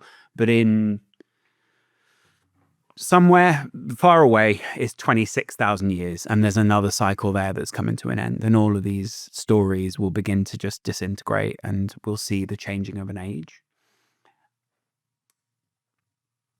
How do I explain that to my kids? You know what I mean? Like, what do you use to orient yourself when those things no longer there? You know, your compass that you've got and your north and south are just being completely. You're told, well, it doesn't matter if you go north or south anymore. If you go north, you die. If you go south, you die. Well, what use is a map then? You know? That's like I think that's quite scary to a lot of people. Yeah, because we never know what's round the corner. Like, people moved to Dubai, and then there was bombs just 100 miles away in Iran. So you're never safe of anything. You don't know what these sort of leaders and dictators want in life. But if they want something, they can easily manipulate them. Like lockdown was prime example how fooled we were. Yeah. The Prime Minister's shouting, do this, lock in, protect yourself, while they're fucking partying and shagging each other on Christmas, you know? So I don't trust any of them. I hope someone proves me wrong and becomes a good leader and wants the best for these people, a thriving nation, all around the world. But does that exist? It's I don't a think it genuine does. question. Look at Africa. I've been to a couple of places in Africa and it's fucking stunning, but it's the most deprived, heartbreaking third world countries in the world. Why if we get kids starving? Why is 2/3 of the world not get clean water? Like, that is impossible. But yet we give these charities billions and billions of pounds and fuck all gets done. It's all greed, it's all power, it's all money. Money's poisoned men's soul, and that's the bottom line of it. That's what it all comes down to. War is for money. That's all. War is greed. They need wars to keep the world going round for gold and oil and fucking weapons and all that bullshit. But it's all greed that's poisoned us. It's all made us fucking soft. We're full of drink, we're full of drugs, we're full of porn, we're chasing a fake illusion, and it's breaking us down. And like we spoke earlier, for me, it's the family life. If you've got a nice partner, if you've got kids, you work at that, and nothing breaks you because you've made a bond with your partner. I've never found that because I always end relationships. It's like, I know what I want, but it's like a contradiction, I'm saying. But for me, that's the way I see it, and I will get that life. But what if you find a partner who has this? Are you basically looking for a partner who looks for the same thing, though? I think it makes sense because people come into my life and I'm talking about fluoride-free fucking toothpaste and waters and this. It's hard for people who's lived in a bubble. And it's because like, my daughter doesn't have sleepovers. Right. And she fucking hates me for it. She still moans, and she's 15. But I've just interviewed enough people to realise there's enough creeps on this planet. Yeah, you should talk to my wife. She's the same. Yeah, she's literally like, our kids are never sleeping over I'm anyone. overprotective. I don't know who the father is. I don't know what the cousins are like, the next door neighbours, the postman. You've fucking had people on when they were talking about their ex-partners put cameras in their house, and I'm going into people's house and I'm fucking looking for cameras. Yeah, right. Like, I'm so paranoid. I found them here. yeah, welcome. You guys are too obvious. But that's just the way the world is, and you've got to be suspicious. You've got to be skeptical because nobody's to be trusted. Yeah. And that's a sad state of affairs because there's so many beautiful people on the planet. There's so many beautiful people who do great work. You won't hear about it though because it doesn't sell. Like I say, when I walk along London, I don't see racism, I don't see hate, I don't see theft. I go on X and the fucking whole of London's bad. You'd think that London was burning down, according to Twitter and some politicians. I find it bizarre when they talk about London because I'm like, I'm watching the video of whatever someone says is happening in London. I'm like, oh, I'm literally like 2 minutes from there. And no, nothing seems to be happening like that. And it's really weird. The area we live is, you know, there's a lot of different backgrounds. And what's great is like, if you live in that area, you know what it's really like. But if you don't, and you're doing your political tour and you're there for 10 minutes, then you'll hear about, you know, the time when this kid was stabbed or whatever it is you want to say. And I like, that's, I guess, my frustration. Like to an extent, you know, you had someone from UKIP before. Actually, I don't know what UKIP stands for anymore. I haven't really looked into it. They're very right. Right. But I actually don't know what that means So I think they don't want illegal immigration. They believe in Christianity. Right. They believe in the British culture. What does, okay, you're a perfect person to talk about this with, right? To an extent, obviously I've married someone who's a immigrant of sorts, but she was a refugee of, you know, so that's a slightly different immigrant to other people. And she didn't come across on a boat, and she was a girl at the time, so it wasn't as if, you know, she traveled alone. That is the love of my life. That's the person I married her, I love her, I'm exploring my religious ideas because of all these things. There's life-changing decisions that I've made based on the woman that I met, who I'd never have met if it wasn't for immigration. On the other hand, I also understand that Japan is a beautiful culture that's very self-contained. And sometimes I think, like, what if Britain was more self-contained and we did lean into what made us good? But I realize my idea of Britain ain't the same idea as some right-wing, maybe, people's idea of Britain. My idea of Britain is NHS, BBC, not BBC the way it currently is, but, like, you know, when the BBC came around, like, what that meant. That's my idea of it. But when people talk about Britain, I don't know. Do you know what I'm getting at here? Like, just saying Britain, the fuck does that mean? I think it's lost. I think they're most concerned of not immigrants, but illegal immigrants. But can we just define what illegal immigration is? So it's someone who's not got a passport, any papers, because UK is now the second most, it's the rape capital, second in the world. Okay. It's went from 8,000 rapes to 76,000 rapes. Is that 76,000 rapes as in reported or 70? Reported, not even unreported. So what I'm also wondering is, do we now live in an age where women, I'm assuming a majority of those would be women, because statistic, just feel more empowered to now go to an institute and speak about that? I'm not saying that, you know, there aren't more rapes. I don't know. I don't have any reference for that. But are we not now, is that not just a thing? Like, now you maybe might trust that process a bit more, as before, if you went and go and reported a rape, the likelihood might have been that you would have, oh, wow, you sure that? Yeah, but I think they're saying this is the last 5 years. Okay. And they're saying with illegal immigration, with people not coming here, and the majority of, I think it's in Sweden, was 60% of the rapes were from illegal immigrants. And because nobody has the records of them, it's harder to get convictions or send them back. So we've got an island now, and their concern is because there's millions now. Yeah. And if people are willing to work and go to university and provide, like when I travel the world, I've got my passport, I'm spending money, I'm not making trouble. But there's just a concern on the streets of the migrant hotels of young working men who are fit to cause havoc. They've got knives, they're killing people. Not everyone, we can't tar everyone, but there's no women, there's no children. They're not coming from... Would you, as, I'm going to stop using my wife as an example because I don't want to bring her into this. It's extremely difficult to bring any women and children across a whole continent to get to a place. The smart thing to do is to send the men first. But to work out if that is a good... I'm not making a counter argument, but I am. I am, because I understand the people. Yeah. To an extent, I understand why people are angry about it. I don't agree with I guess I get the conclusions. I just don't get the logic of then how we deal with it, I guess, is what I would say. Because I think they're saying they're coming through over 10 other countries to get here. And it's obviously the free health, because it's on it. People here are dangerous. People in Britain are dangerous. Believe me. Yeah, do you know what I'm saying? You can't be blaming everyone. I've got friends from all walks of life, but it's just because of it's free healthcare, it's free money, it's free food, hotels, and they're not willing to work. Right. So when they go on the streets, a lot of people are protesting of safer streets, protect your kids, and a lot of people are getting called far right and racist. like I say, I've got a daughter, so I understand of the protection. Same. I don't really see it on the streets myself, but if I was to go to a protest, maybe it would be different. I try and stay back from it all because I don't really understand it. And like I say, there's good people everywhere, but I just think that there is a lot of unrest here in the UK. You can feel it. Yeah. You know, when people talk about like the bad things that happen in London, Yeah. the thing that I feel the most is actually just tension. Mm-hmm. I don't, obviously there are thieves everywhere, but like I just see a lot of tension in London. It's like a very tense place right now. Barcelona's, there's full of pickpockets. If I went Northern Ireland, Belfast, there was always a, like, I love the Irish people, but there was always like a tension there. I don't know if it was stuff in the past, but it's just a weird society. For me, it's just to try and be better than you were. Try and stay in your own lane. Don't upset anybody, but it's difficult because we all want to feel part of something. But Naples, tribalism. But Naples has that, right? As in the reputation of a city kind of similar to Liverpool in a sense, a port full of like cheeky people who don't really think they're Italian, but they're Italian kind of thing because they're part of a port.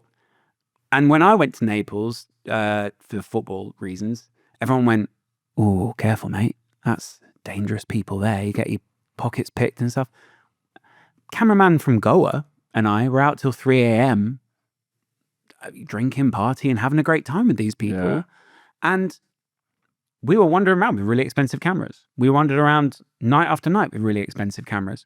Not once did we have any trouble. Not once did But it's anything like if you went bad. to a restaurant for 10 times and it was great food, you went and got shit time one time, you wouldn't go back. You'd think, I hate that in there. And that's, it's experiences that makes you who you are and makes you feel something, because our memories are so strong. Like if we go through a bit of trauma, there'll be a song that we kind of remember, and every time we hear that song, it'll take us back to that sort of period of trauma. But so what about like, so I see a lot of very visceral videos on Twitter of, I mean, for want of a better word, Muslims. That's how a video is presented. Just, this is a video of a Muslim doing something. And I think, and they tend to come from a very specific source. And I think if you really do care about accuracy and you really do, like, I agree, there are some Muslim people and some Christian people and some Jewish people and some Hindu people who do awful things. But if you really care about accuracy, would you use these terms in such broad ways? And I don't think if you really cared about unity as a country, not you, but you know, the royal you would speak about people like that, or that you'd upload these videos and then look for an outcome of anger or an outcome of vitriol or an outcome of don't let this person come here. Yeah. The guy I had on before, but he was saying it's a Christian country. Right. But he was saying when you go to the Middle East, they don't have chapels, they don't have churches. Yeah. So why should there be mosques here as well? I mean, that's, first of all, okay, but that speaks to my idea of what I just said, right? Yeah. Like, I mean, kind of what you said about invading 90% of the world.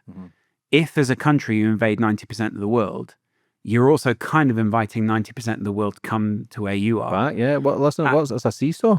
Yeah, and to an extent, I think the seesaw is kind of going the other way at the moment, and maybe, you know, we have to work out how to be comfortable with that, or work out how to deal with that. Ego, who's the best. There's thousands of gods. There's thousands of religions. But I think that's a bit of a, so with all due respect, that's a little bit of a cop-out from some people's perspective. Yeah, but I think the Britons are the most vulnerable, because I think with the damage that they have done for thousands and thousands of years, I think the seesaw is eventually coming back round. No, I agree. It could be people being sent here for that purpose. Again, I don't know. I don't have all the facts. Maybe you're right, yeah. But Britain have done a lot of fucking damage, and these people in these countries don't forget. You think they're going to forget that you've killed their mum or their dad or their kids? Absolutely not. You know what I'm saying? So who says it's not some sort of plan to get revenge? So I that would be a very big undertaking and a very big, almost conspiracy level to build an army in Britain's hotels of fighting age. Some people say it, but men as well. Yeah, but what the excuse of some people say it, or the excuse of some people believe it. Is it raining outside? Tell me if it's raining or not. You know, I'm not saying there aren't dangerous people who come from any country. Mm-hmm. I'm also not under the impression they're building an army in our own back garden. But maybe some people believe different, and maybe that upsets some people that I think that way. But when someone says to me, there are no chapels in Saudi, or there are no chapels in the Middle East, I understand. I kind of get it. Does that make sense? Mm-hmm. I kind of go, yeah. So are you saying we is therefore the conclusion that we should get rid of all the mosques, or is the conclusion we should control the mosques, or is should we allow, because Christians and Jews historically have a well advertised relationship that will allow the synagogues, but the mosques not so much. Like, it's not practical to speak of especially 3 Abrahamic religions in a way as if only one is the preference because we decided that. Christianity relies on Judaism in the same way as Islam, to an extent, and some people, I'm sure in your comments will correct me, relies on Islam. But Jesus is in all three, in all the books. They're all Abrahamic. Does that not... so we've got to have a mosque in the same way you've got to have a synagogue, in the same way you've got to have a church. I think it's easy to divide, though. Again, it comes back to the divide. But it is if you say the default is Christian, what are those lot doing in that building where they don't want us to look? Because which, by the way, is also, here's a great analogy of that. I lived with a Muslim guy who went to a mosque in East London, one of the biggest mosques in East London, and he would come home saying some stuff that made me really uncomfortable. And I guess my assumption was he must have heard this at the mosque. I don't know what to do with him. I don't know what to do with those kind of people, because I can't fight a dogma war because it's dogma. I go to Dubai every few months. That's why you're so well tanned. It's the best city I've been to. The food's amazing. The people are amazing. Right. The streets are clean. Okay. So I always say this in the podcast, we can't blame Muslims for everything. We can't blame Christians for everything. And there's kind of dark stuff in both Bible, Quran, everywhere. That's the life that we're in. But if Dubai is one of the best cities in the world, and it's a Muslim-run city, then how the fuck are we blaming everybody from the state of the UK? You know, like, I think it's easy to then target, oh, he's Muslim. If a white guy kills somebody, they don't go, yeah, he's a follower of Jesus. I think it's easy to deflect, but that's what the media do, is to divide. It make everybody uneasy, keep your vibration low. So it's, for me, I know great people from all walks of life. Yeah. When I'm treated, Hindu friends and fucking... I've got friends from all weeks. When I get into my Muslim friend's house, it's food, it's how are you? Take your shoes off, of course, but everybody's sweet. I felt very rude. I saw you in your socks before we started doing this. I just realized I've been cycling all day and my socks stink. I don't want to get my feet out on your podcast. But do you, so with that then, to an extent, I lament the fall of Jordan Peterson. Mm-hmm. We had him on the podcast. When we had him on the podcast, it was like talking to a shell of Jordan Peterson. It was like someone doing an impression of Jordan Peterson. Yeah. Clearly, he didn't rate us. He didn't think we were intellectuals because he just kept explaining things to me. And I was like, yeah, I get that, mate. Can we actually talk about the conversation? Have you had him on? No. You'd be good with him. I read his books, and there's a messy kid. I was like, oh, this is a really good book. Tidy your room, like, lobsters. It was much more complex than that. It's a really good book. He's got good books. The thing that stuck with me from what he said was, though, if you really believe it, if you really believe in being a good Christian, or you really believe in being a good Muslim, or you really believe in being a good Jew, or whatever religion, you wouldn't act like you're acting right now. The royal you, not you. You would be caring to your neighbors. You would be caring to those other people. And that's what makes me, when someone says we're a Christian country, I think, well, which kind of Christian? Because I don't remember Jesus saying close the borders. Yeah, extremists. I mean, who am I to call them that? I totally get that as well. Yeah. Like, for me, if you're a religious man, you should be all about love, and no matter who it is, love thy neighbour. But they don't. They're trying to force it on each other. Who's right, who's wrong. But that's ego, and I don't... it makes me uncomfortable because I also grew up obviously I went to a Catholic school, and I'm assuming you went to it. Yeah. Yeah, I've right, got a big okay. Jesus tattooed on my back. Right, there you go. Okay, right, yeah. I'm not religious anymore. I'm just open-minded to it all. I just think it's all fucking... It's great to have a faith, but I think people are just losing their mind with it, because I see religion as being happy and forgiving your sins and understanding. I don't see he's bad, get rid of the fucking churches, get rid of the mosques. I'm thinking, every Muslim person I've ever came across has been fucking sound. Dave Chappelle, great comedian, great Muslim. My idea of a good middle ground of a person who's also doesn't live his life in the middle ground at all. But we went to like a private show. A friend of mine got tickets. My wife and I sat front row. It was like dream come true. Go see Dave Chappelle. We walked out and the guys had 3 tequilas. I turned to my wife. I was like, whatever kind of Muslim that is, that's the one I want to be. Like, it was a joke, obviously. But like, there are plenty of people in the world who they look comfortable. Yeah. And I'm trying to gravitate towards those people, but I don't know where they go right now. It should be easy. It should be easy. It should be effortlessly. It should be, this is what I believe in because I believe in all this. This is amazing. It gives me faith. Right. It gives me courage. It gives me strength. That's what I was raised with. Right. But then it's just all hatred. It's all divide. It's just believe this, don't do this. He's bad. Muslims are bad. Christians are bad. Sikhs are bad. It's so tiresome. It's also, it feels so anti-God, if that makes sense. Like, I don't know if I don't know what I believe, is what I'd say right now. I don't know if God exists or not. And that's not sitting on the fence. It's just more like, I'm not looking for it to be like, give me a moment, like make me, do something. I'm not looking for that. But I don't think God would want us to do a lot of the things we're doing right now. Yeah. I don't think he would look down and go, good job, guys. It's a weird... Maybe that was the sign? Yeah.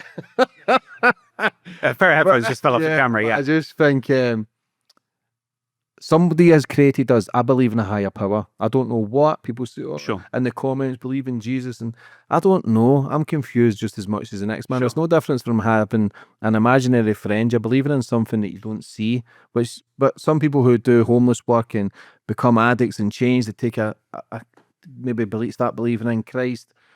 Like I say, the Muslim beliefs and how their family, you never see a mum or dad in an old folks home because they believe in their family. They believe in taking care of their elders. Sure. You go in an old folks home, it's just fucking all white people sitting, no kids don't show up. Like the morals of the family unit is unbelievable. I don't think anything anything beats Christianity either, though, is it? Like, that's not necessarily a Christian ideal to put your folks I don't know. in that. I don't think it is, as far as I know.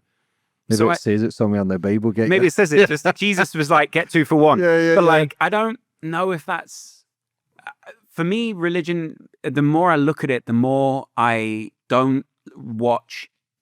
I went through a period when I was really trying to convince myself... Here's a weird one. Right.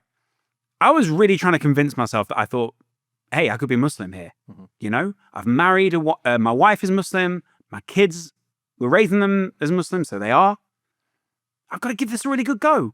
You know? I'm still giving it a go.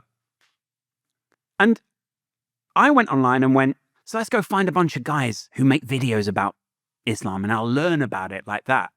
They're all debates about whether you should be gay or what. Bro, chill out. Like, how much can you talk about gay guys in a day? It's weird how much they talk about. The amount of videos that I managed to find about how not to be a Muslim was 10 times the amount of videos that you could find of people going, so if you want to be Muslim, why don't you, we were talking about Ramadan earlier. You've fasted. I don't know if I've really done Ramadan yet because I've not prayed on that day. I think that's part of it. But I've fasted for whole months and I found that really spiritually cleansing, and I saw the benefits. I'm surprised more people who have podcasts, you know this, they're not more podcast bros that are like, guys, I'm not Muslim, but I'm fast during Ramadan because it's good for your body. I'm really surprised there aren't more people on LinkedIn just telling us how good we should do by fasting for a month. I think people are scared to choose a religion now. I think it's great to have a faith because it's a lonely journey. So if you've got a faith, you're always going to have somebody there. But I just think people are just too scared because too many people have got what to say. Don't become a Christian. Don't become a Muslim. Sure. and it's like getting forced upon you. Right. Like I say, for yourself, it's probably your kids are Muslim, your wife's Muslim. Should I be a Muslim? But you don't have to be either, unless it's the right calling. And if it happens, so be it. There's people who become Muslims, turn to Christ. There's people who are involved in Christ, but go Muslim. For me, it's just do what you want, gravitate, taste everything, and go, do you know what? This feels right for me. There's people who walk in mosques and go, this feels fucking magical. But be honest about it. Yeah. Like, don't, that's why I guess to an extent I won't go in public until That's right. I feel it and say it. Do you know what I mean? And my wife said that. She was like, it is a sin, I think, if you're not Muslim to say you are. That's like something you shouldn't do. And I like, this is why we got on Jordan Peterson, right? Like he said, if you really believe it, live it. Like, don't just pay lip service to it. Actually look at it and how do you fulfill what it is to. Because if you really want to get into heaven, you don't half-arse it. You don't go, I might get there in the end. I'll just repent when I die. It's not the way it works. But at least as far as I know. From what it seems as if you're a little scared of it. I think from your wife and your kids, you would do anything for them. That is your life. And I think just maybe what you've went through as well with Brian to then maybe people then question it. But actually, so you know what? That, if anything, I found maybe I'm not scared of the religion. I'm not scared of Muslims, but like I'm scared of some of the modern things that come with that. To say that, if I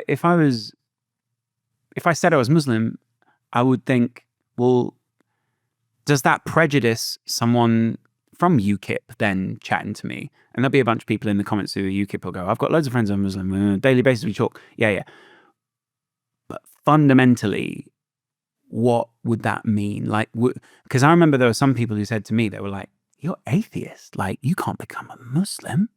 And it's like, maybe there's an ego element there. But then there's also this like, maybe it would prejudice my public life. Do you know what I mean? And I've got to be honest about whether I believe in God or not. And at the moment, I don't feel it there. Does that make sense? But there's still time, and like I say, you never know what's around the corner. And if you're raising your kids, it could be after this podcast. You just don't know, but just go where your heart goes.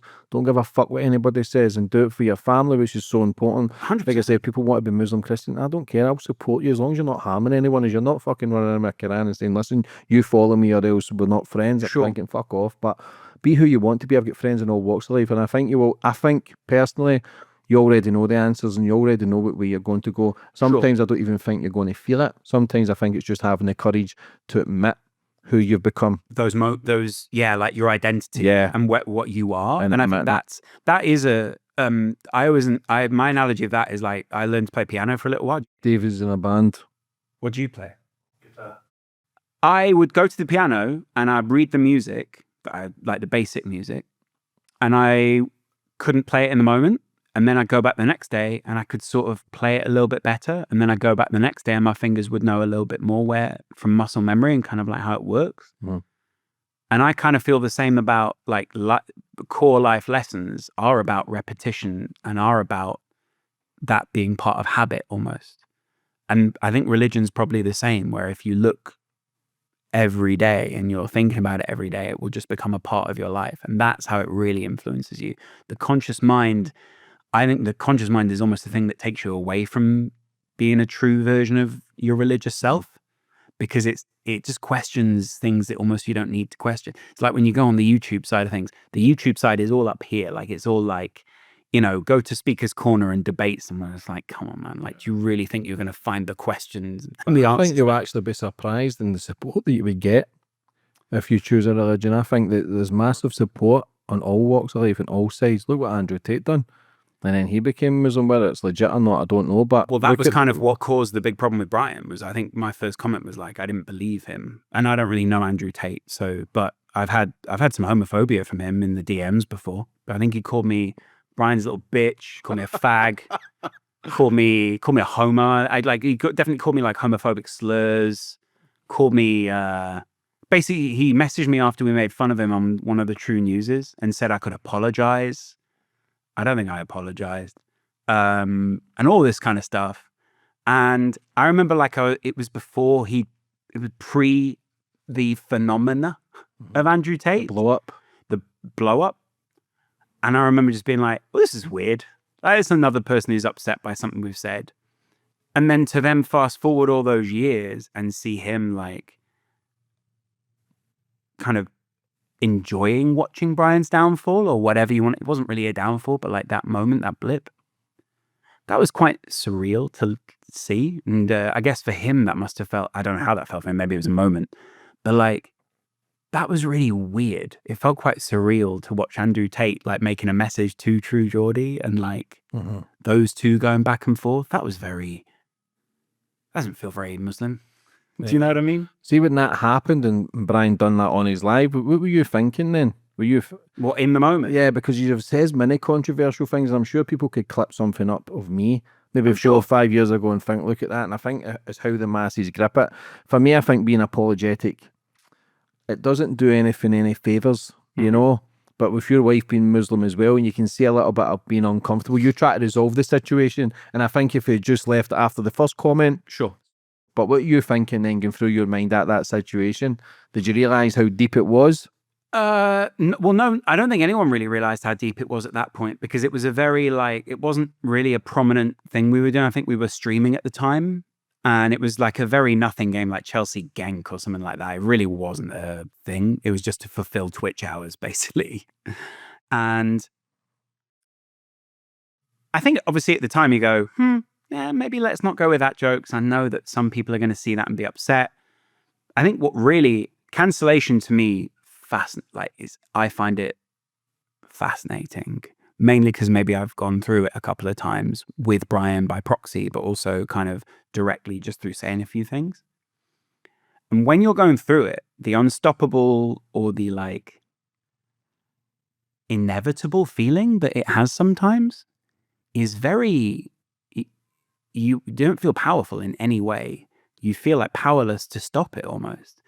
Because there's all these people who are reveling in you being powerless. And they are almost, like, for me, I did liken it to like a public, it's not a lynching, but like a public execution. And then everyone goes, similar to a public execution, well, that was good, back to your lives we go. And they enjoy it and like applaud it in that moment on Twitter or wherever you want it. And then suddenly you're dead, your head's sitting on the floor, and they just all walk off and get back to their lives. And you're kind of left to pick up those pieces because you have kind of been publicly, it's not a John Bronson thing, but like publicly shamed. Yeah, you have. Yeah. Did you lose sponsors and we lost everything? Everything.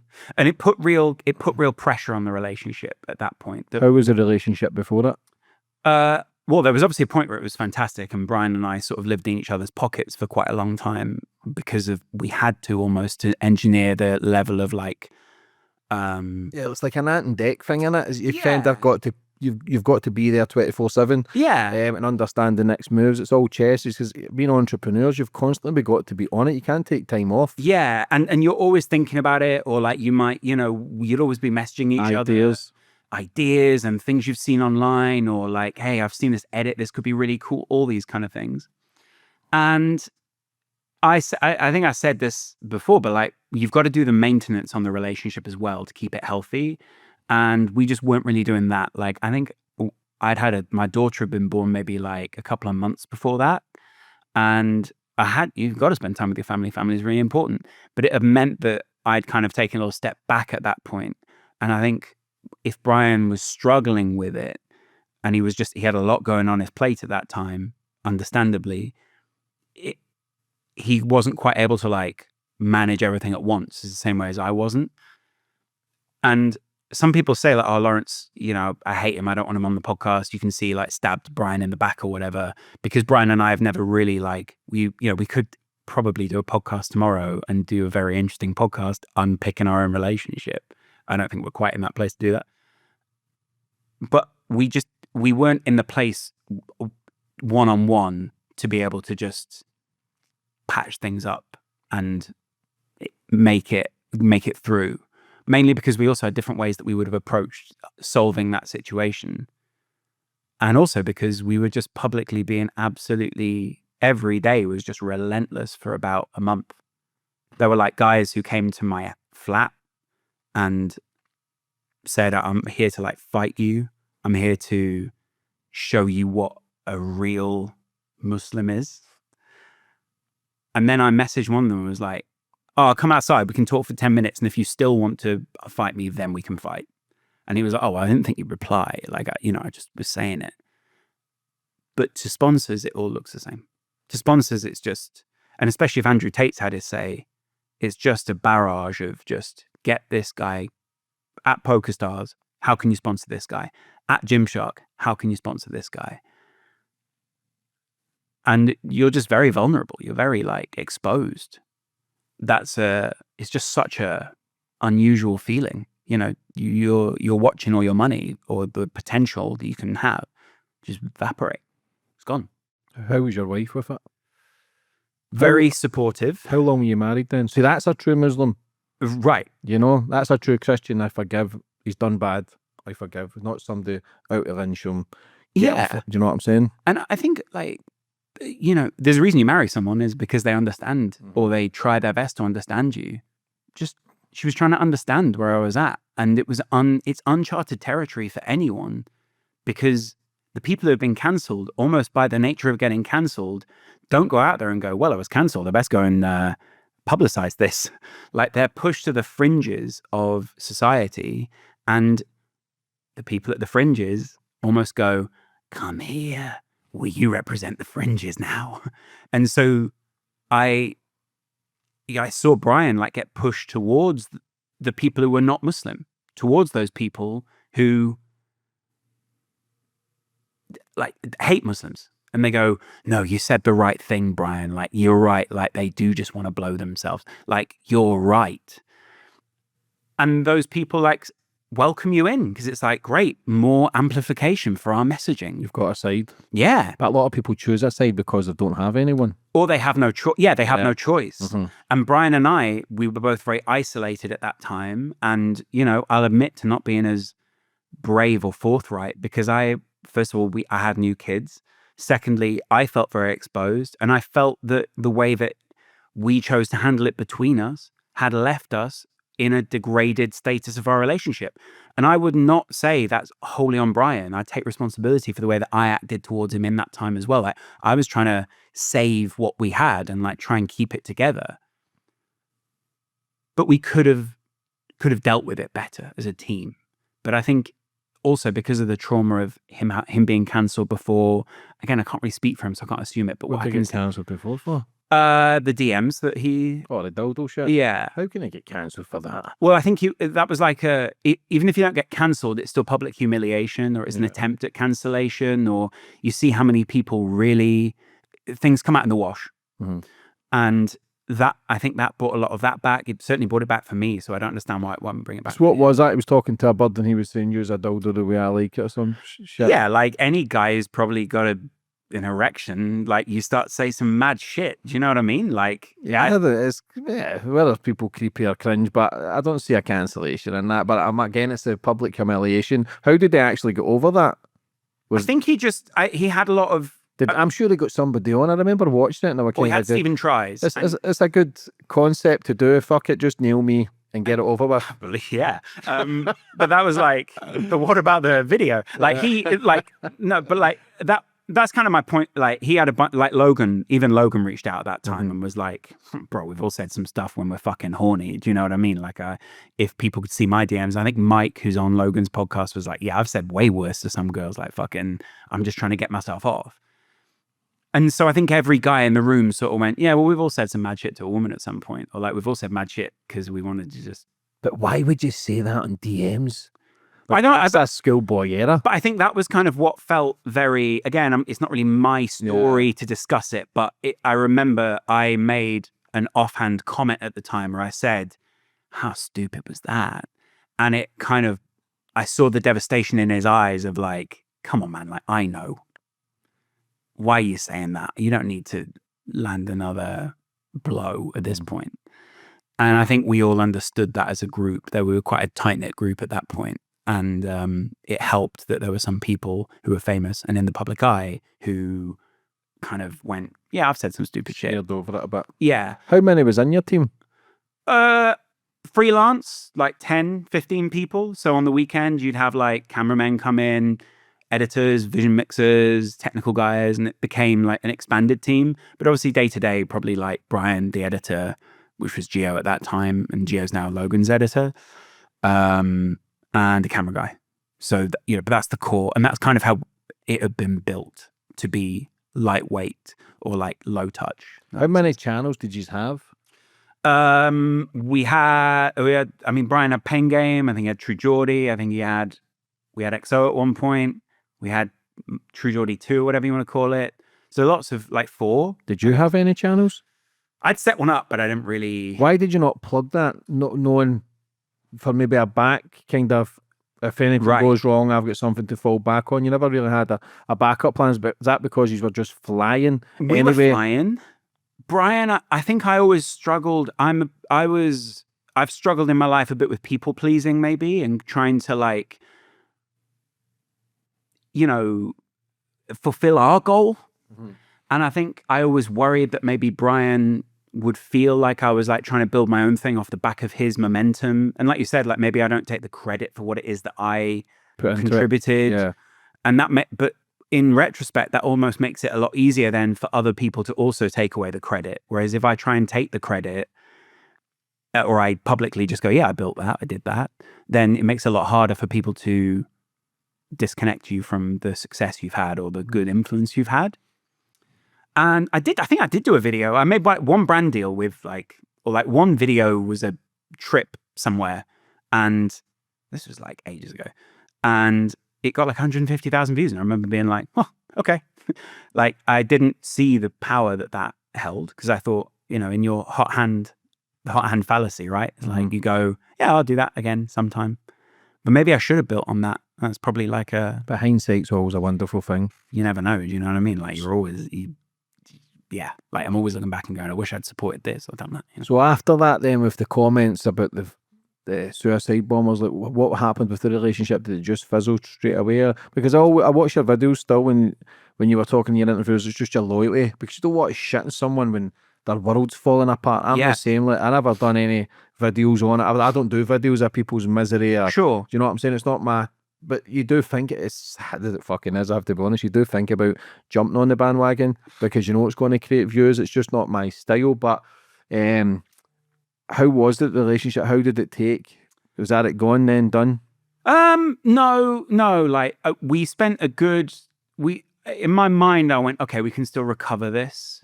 But I don't think we realized the like impact or the the blast zone of the incident. And once some people who were maybe a bit more dogmatic about their religion or a bit more fundamental had taken it, it became just a barrage of abuse. And I don't resent that. Like, I think if it was your first time encountering 2 white guys on a stream making offhand comments, of course you're going to go, who the hell are you, But if you knew the context, and again, it's most things, you knew the context, you would have gone, yeah, but that guy kind of makes jokes like that, and we know where he's coming from. But that's been the problem, I think, for most people who get cancelled. There probably are a few people who deserve it. I don't really think there are, but if you add the context, then most people go, oh yeah, completely, I get it. No need to cancel you, good, crack on. That's most of the time what cancellation, that's as far as it should go. But our relationship, I said, I was advocating for, let's just go head on at it, publicly acknowledge that you were ignorant and that I should have maybe in the moment stepped in and said something more, commanding or whatever you want to call it. And that, we know that it was a joke, but also it was poorly judged. So, it's forgivable in that sense. I think Brian and I just didn't line up in terms of strategy. And the podcast that we ended up putting out was very mealy-mouthed, kind of not really there. And I think a lot of people were waiting for the right tone to be hit because we'd hit it before to kind of go, all right, yeah, let's crack on. And that just never happened because I think it sent us both reeling, and the cancellation felt just like a tidal wave. And at that point, it really, it almost in like a human psychology way, we almost got swept along with it, and we couldn't write it back. We did some live streams together after he'd been like cancelled or after we'd been cancelled. you could tell we'd both just been through like an exhausting few weeks, and then the World Cup came and we tried to do some streams, and then after that, like, we exchanged some messages, and then I remember one day, like, we just hadn't messaged each other, and it just felt like it had just fizzled out. And that felt very like sad, and that like added to the level of pressure and depression that was going on. And it wasn't until like even just a few months ago where I'd gone, oh, you were depressed. I was depressed. And like I had no choice but to deal with it, because it's just, cancellation is just put there. And I had no choice but to try and go out there and try and find another route, because there was no financial recourse for us to make a living and fully do what we wanted to do anymore. Yeah, it's weird because you're in a little bubble and you don't realise the extent of the sort of mental health side Right. of it. Did you realise? No, not at all. You don't realise. No. Because like you say, it's your income. You support your family. You've got a newborn. And that probably made the decision easier to step back, because you've got a daughter, you know, and it's you still want to do the right thing, but you needed time to breathe. And it's probably a great distraction. We don't want our kids to be a distraction, of course, Right. but it's probably a great indicator. Well, wait a minute, life isn't bad. Healthy kid, healthy wife. It's okay. Well, that's the way I would have went with the mindset. It definitely to try felt... and help his progress, you know? Yeah. Yeah, you're right, I think. And maybe I wouldn't describe it as an excuse to an extent, but I think it certainly, having a daughter makes those things, you know, you can just have a kid. Yeah. Even though it's not small, because it's destroyed their fucking life. Yeah. But cancellation's in the mind. Right. Cancellation doesn't exist. I said to Dapper last 3 years ago, he made a rape joke, cancelled. Yeah. I said, listen, Cap, and they end up hitting the drink and the drugs. But cancellation's in the mind. Don't forget what you've done, what you achieved. Now, there was 9 billion people on the fucking planet. It goes full cycle again. If you decided to pick up a podcast tomorrow, Right. I guarantee it would be 3 months before you got back to where you were, if not bigger. People do forget. People do forgive. Some people want to jump on the bandwagon. Katie Hopkins has been cancelled. She's come back stronger. Tommy Robinson, whether you agree with him, cancelled, come back stronger. Dapper Laughs, come back stronger. Andrew Tate, whether you agree with him or not, he's up for human trafficking. He's one of the most popular men on the planet. So cancellation's in the mind. So don't forget what you've achieved, what you overcome. Obviously, you hit stumbling blocks in life. Yeah. I think you've had enough break now. But for me, I get back on it, man. I'd fucking do what you do best. I get back behind the camera. I get back doing podcasts. And that's just, whether you take my advice, I don't know. But you were the fucking blueprint. You and Brian done amazing work, done some fucking great interviews that people could still watch. They're timeless. Yeah. So don't forget who you were. Obviously, you can get hurt and you can get wounded and you think, oh, nobody loves me anymore. But it's all in the mind. They've cancelled my fucking Instagram, Facebook, TikTok. I picked it back up because it can deflate you. And you've had a couple of strikes on YouTube, but you've got to play the game. I get shit now. The media have printed some mad shit, fake, but I'll bounce back. I'll come back stronger, because the only person who quits is you. The only person who stops is you. The only person who cancels you is you. No matter what they say on Twitter, fuck what they say. Fuck what they say in the comments, whether you want to be Muslim or not. Fucking own it with some chest. Right. If you want to start doing podcasts again, do it with some chest. Like I say, that conversation with you and Brian could kickstart potentially you doing your own thing, just to putting it to bed, because you were massive in the game, not just UK, but worldwide. And that's a fucking massive thing, you know? So I think it's easier said than done. Cancellations in the mind, but sometimes we can forget, and that's the most important thing. Don't forget what you achieved, how many channels you accomplished, how many levels you went to, and like I say, leaving the blueprint for me. So don't forget ever what you've done, and what you've been through either. I think it can trauma in particular, I think, can make those things fade, because your brain just kind of shuts those things off. And I think to an extent, like, cancellation is a great tool if you want to get rid of those people who are saying those things, because you can go, great, we'll put this person through trauma, and they will compartmentalize that part of themselves. What I realized was, in that time, I really like dangerous people. Like, I really like someone who lived a little bit of that life. Like, Brian was a character I was kind of drawn towards. I could see the appeal of him. We didn't agree on everything, but I knew there was a good heart of a person there. I knew there was someone who was aiming in the right direction. Anthony Bourdain, people like this. Someone said to me the other day, they were like, yeah, we want this guy to be the next Anthony Bourdain. And he did like travel and food. And I was like, with all due respect, the guy we were talking about is never going to be the next Anthony Bourdain because he hasn't done heroin. He hasn't worked in the worst restaurants in the world and been abused by all these different people and, you know, fucked all these different women and all this sort of shit. So he's not going to be the same person on camera. But that's what I'm interested in, is like the living of life. You don't have to have jumped off a cliff or done the most extreme thing, but you just have to have been willing to approach whatever those things were that were your challenges and do it with that level of commitment that you're talking about. And I think I was very shy of that level of commitment again, because I've been there was such a deep scar from some of that stuff that happened back to back. And to an extent, you don't want to get it like your brain sort of goes, don't get it wrong again, because if you go through that again, like I don't know what I'm going to do. But that, I think, it's scary. It's fear. But I'm coming to the phase in my life now where I go, okay, like let's see, get back on that horse. Yeah. Not necessarily, reignite True Geordie or whatever. I'd love to chat to him, and I'd love to chat to him. I'd love for us to do something.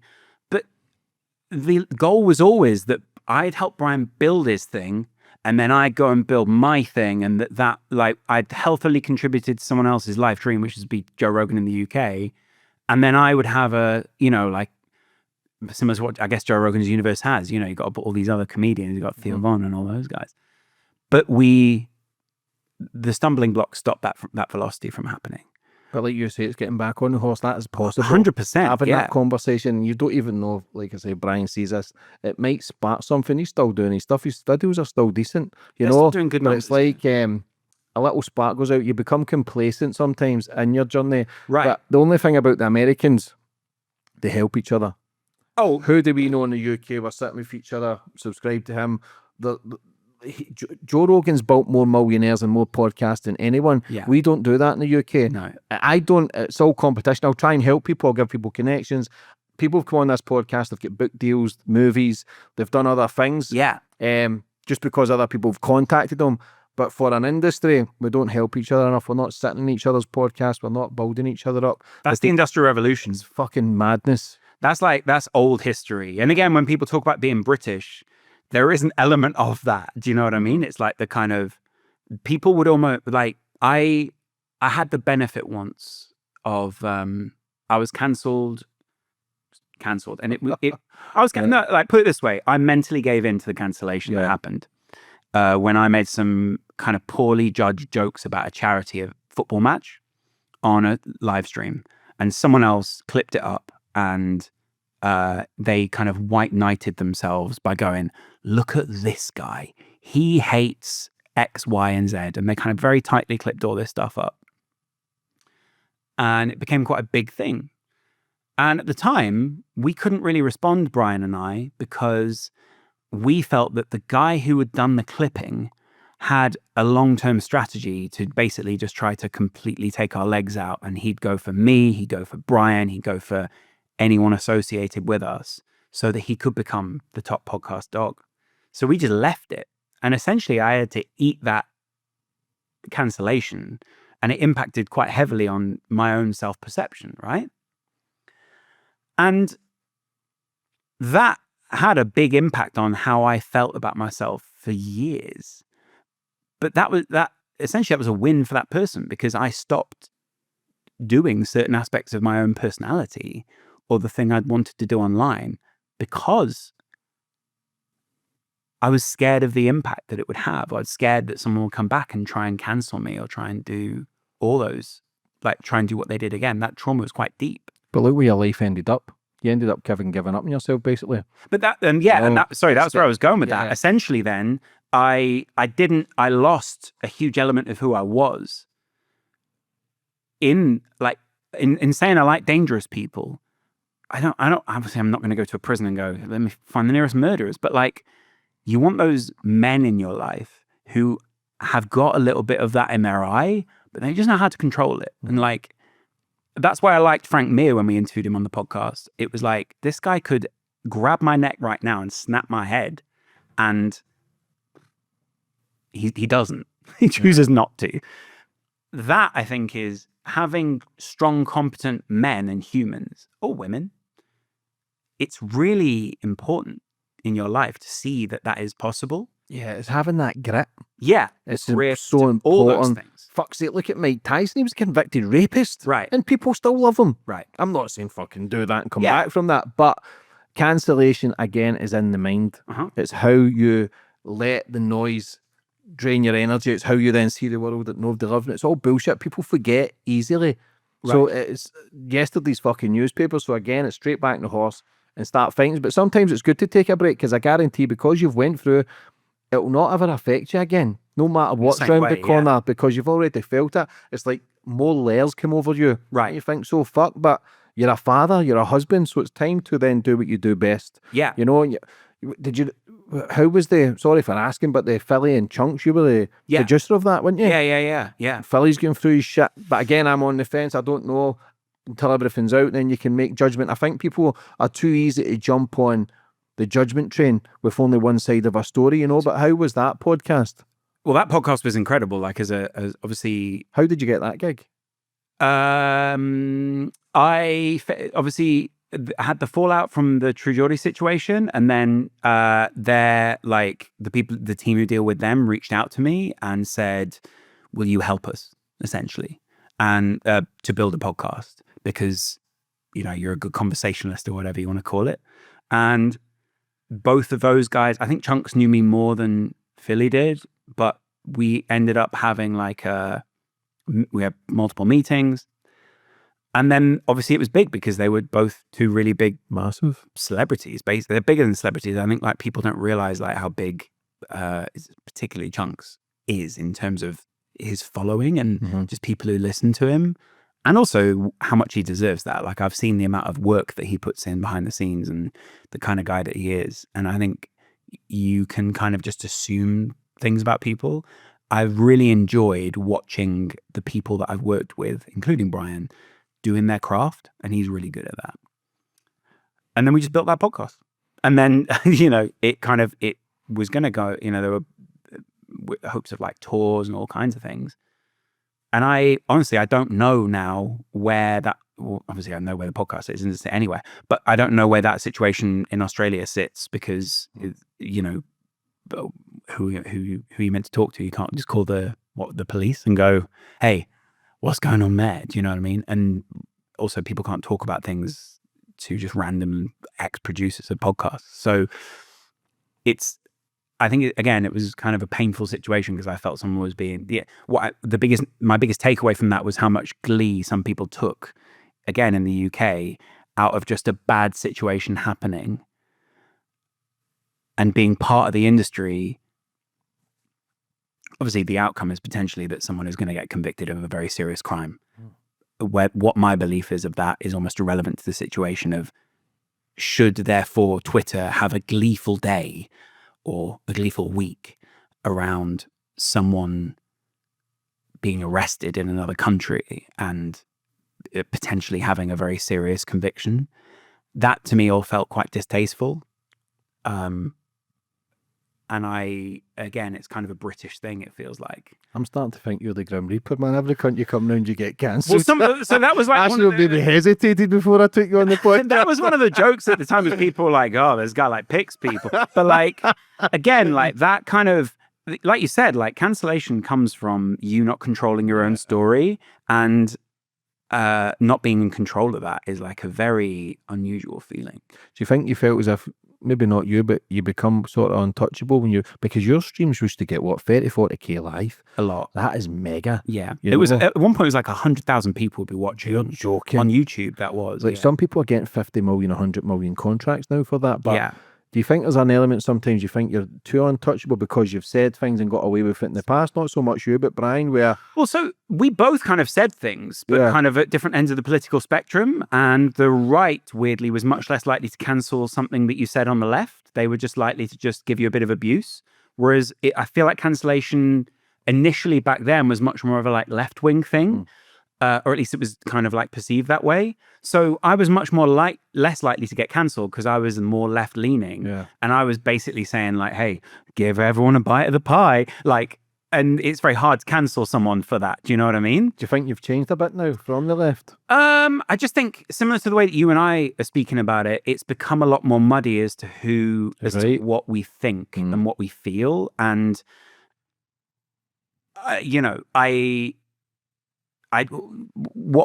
what are we meant to, how are we meant to treat Tommy Robinson now? Like, the guy clearly has a big following. There are clearly a lot of people that relate to his experience, but I still don't agree with a lot of what he says. But would I love to get in the same room as him and talk to him and find out why? Yeah, of course. Because if he's someone of influence. Mm-hmm. But initially, obviously, I was much more likely to go, nah, fuck that guy, Yeah, because why did you never have Tommy on? Tommy requested to be on the podcast quite a lot. And he said it was because we were worried about sponsors. And that wasn't true. It was basically that we didn't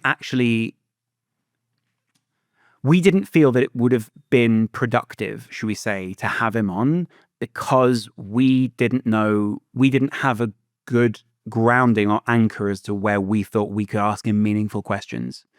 And that was kind of the goal of the podcast, was to come away with something meaningful, or what we felt was meaningful. And we didn't feel there was an editorial line for us to give him that platform, because it was a platform back then. And some people might say, well, you gave David Icke a platform or whatever, which is fair enough. I think that's a very legit argument.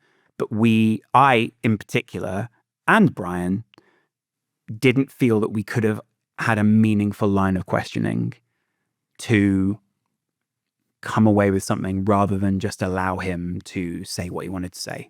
Mm-hmm. Because similar to the conversation we just had about immigrants and rapists and those kind of things, we were skeptical of statistics. Like, why is it that we will 1 minute say we can't trust the government, but the next minute we'll go, but this survey conducted by the government shows that these... Yeah, true. It's like, and then we also say, well, he didn't enter the country with the papers that he needed. And it's like, well, who gives the papers in Afghanistan? Who gives the papers in whatever country it is that these people are subject to these wars? But there's passport control where you make passports up. Well, when a war starts, is passport control open? I don't think so. Is the place where they print passports available? I think that probably is one of the early things to stop during war. Do you know what I mean? So when someone says they didn't have all the papers stamped, I'm like, well, of course they fucking didn't. The office was bombed. Yeah. Or like, do you know what I mean? That's a fair point, definitely. And we can't say, and with one hand, we don't trust the government, but with the other hand, but all the surveys they're putting out there seem pretty accurate. Well, the ones that I like anyway. Yeah. It's like that, what was that? It was Yes Minister was the comedy in the 80s, which was about, like, you know, all the ministers in parliament. And there's that classic sketch that comes from that, which is like, you can make a survey, say whatever you want. And basically they then play out how someone on a street does a survey of people, and they go, well, are you worried about foreigners? And they go, well, I'm not worried about foreigners. And they go, well, you know, what do you know about this set of people from this country? You know, if someone there was to rape the person, would you be against that? And it'd be like, okay, well, would you want those kind of people in the country? No, okay. Okay, so you're saying you don't want foreign people in the country who may potentially rape people. Okay, so you don't want foreigners in the country. And they'll like lead people down a path. And suddenly this group think just becomes us just reading a fucking Twitter... Twitter's so toxic. A tweet of someone going...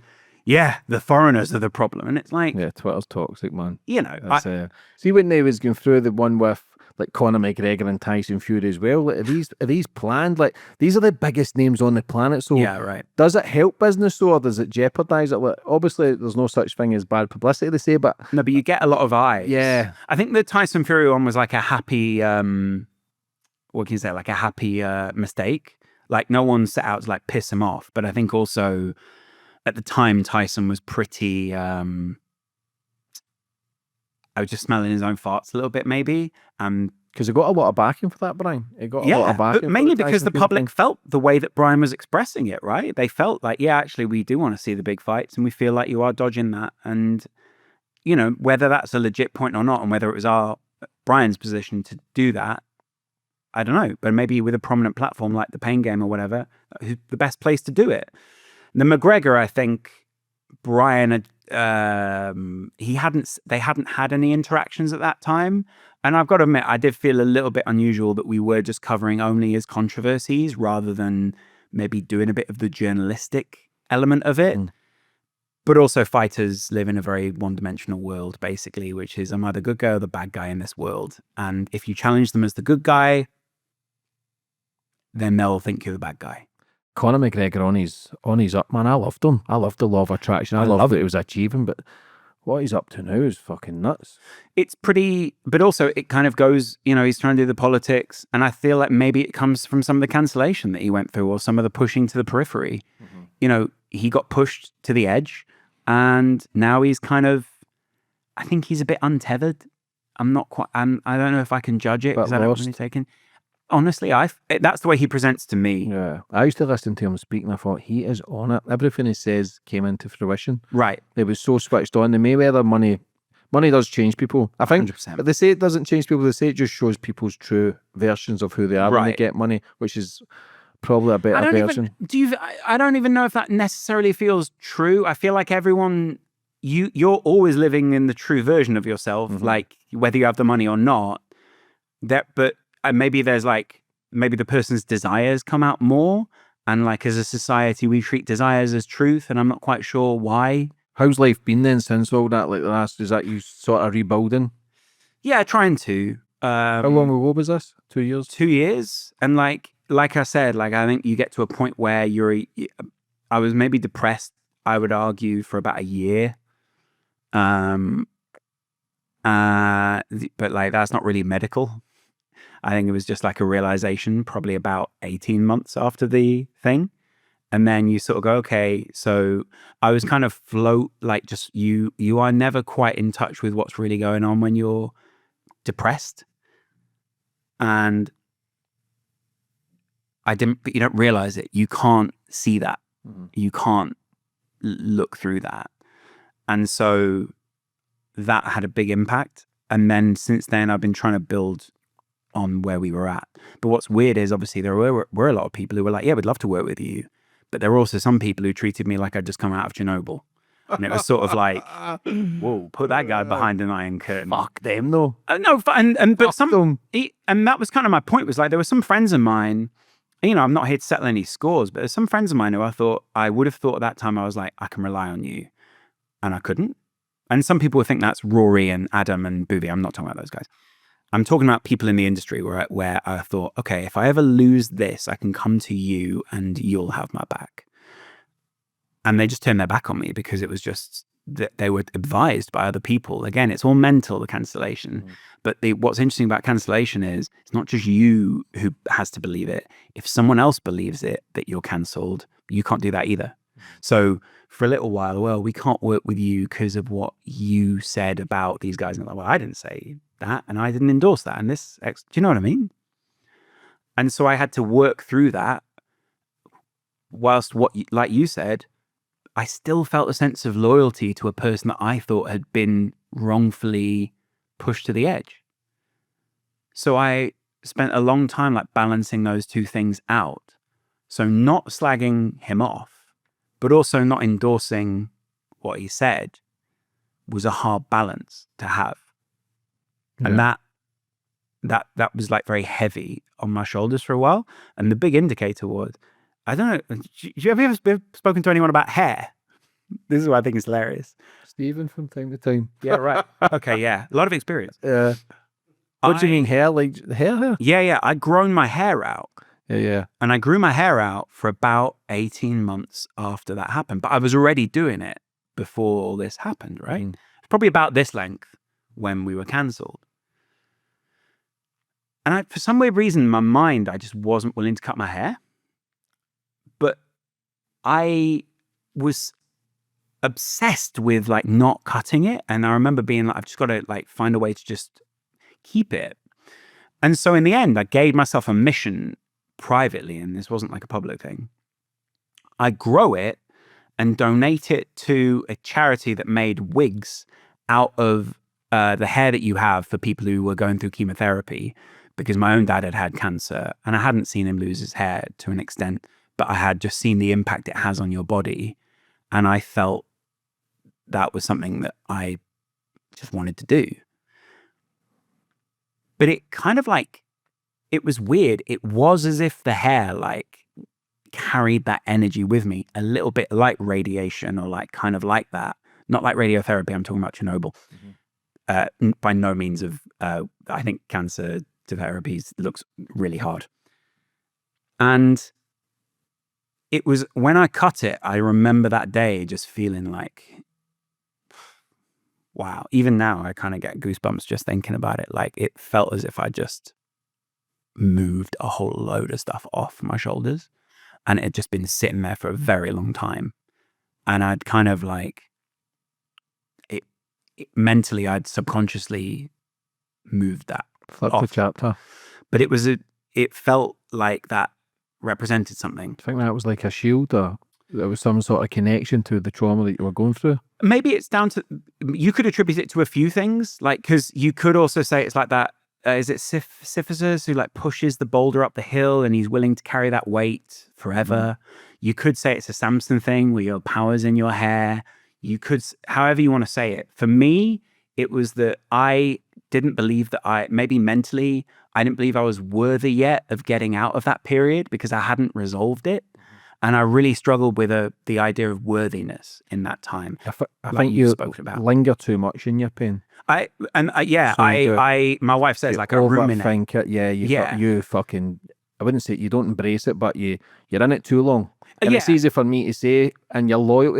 You're a loyal fucking guy. I'm trying to be, but some people online don't believe that. Fuck them. You're loyal to the core, because if you weren't, you'd have done a lot of damage, and you could have rode the wave and fucked Brian over, where you'd have come out clean. I had so many people, but I did look down the line and go, well, a year from now, would I be able to live with myself in public life if I'd have gone, yeah, you know what? And he says this about, and he doesn't say this stuff, but like, you know, and you should hear the stuff he says about these guys and those guys. Because Brian and I, we shared everything. Like I knew everything about, and I thought I knew everything about his life. Maybe I didn't know everything, but we shared, you know, one of the first people I called when my son was born was him. He cried, and those people go, well, you can't have been real friends if this broke you up. All of it, like, people think there's just one perception of everything. Yeah. And again, I don't come on a podcast and go, thanks for branding me as loyal. That's really going to help my personal brand. I guess I do still feel a sense of loyalty towards him, even if I haven't served him in that sense. But look at the memories created. You needed each other.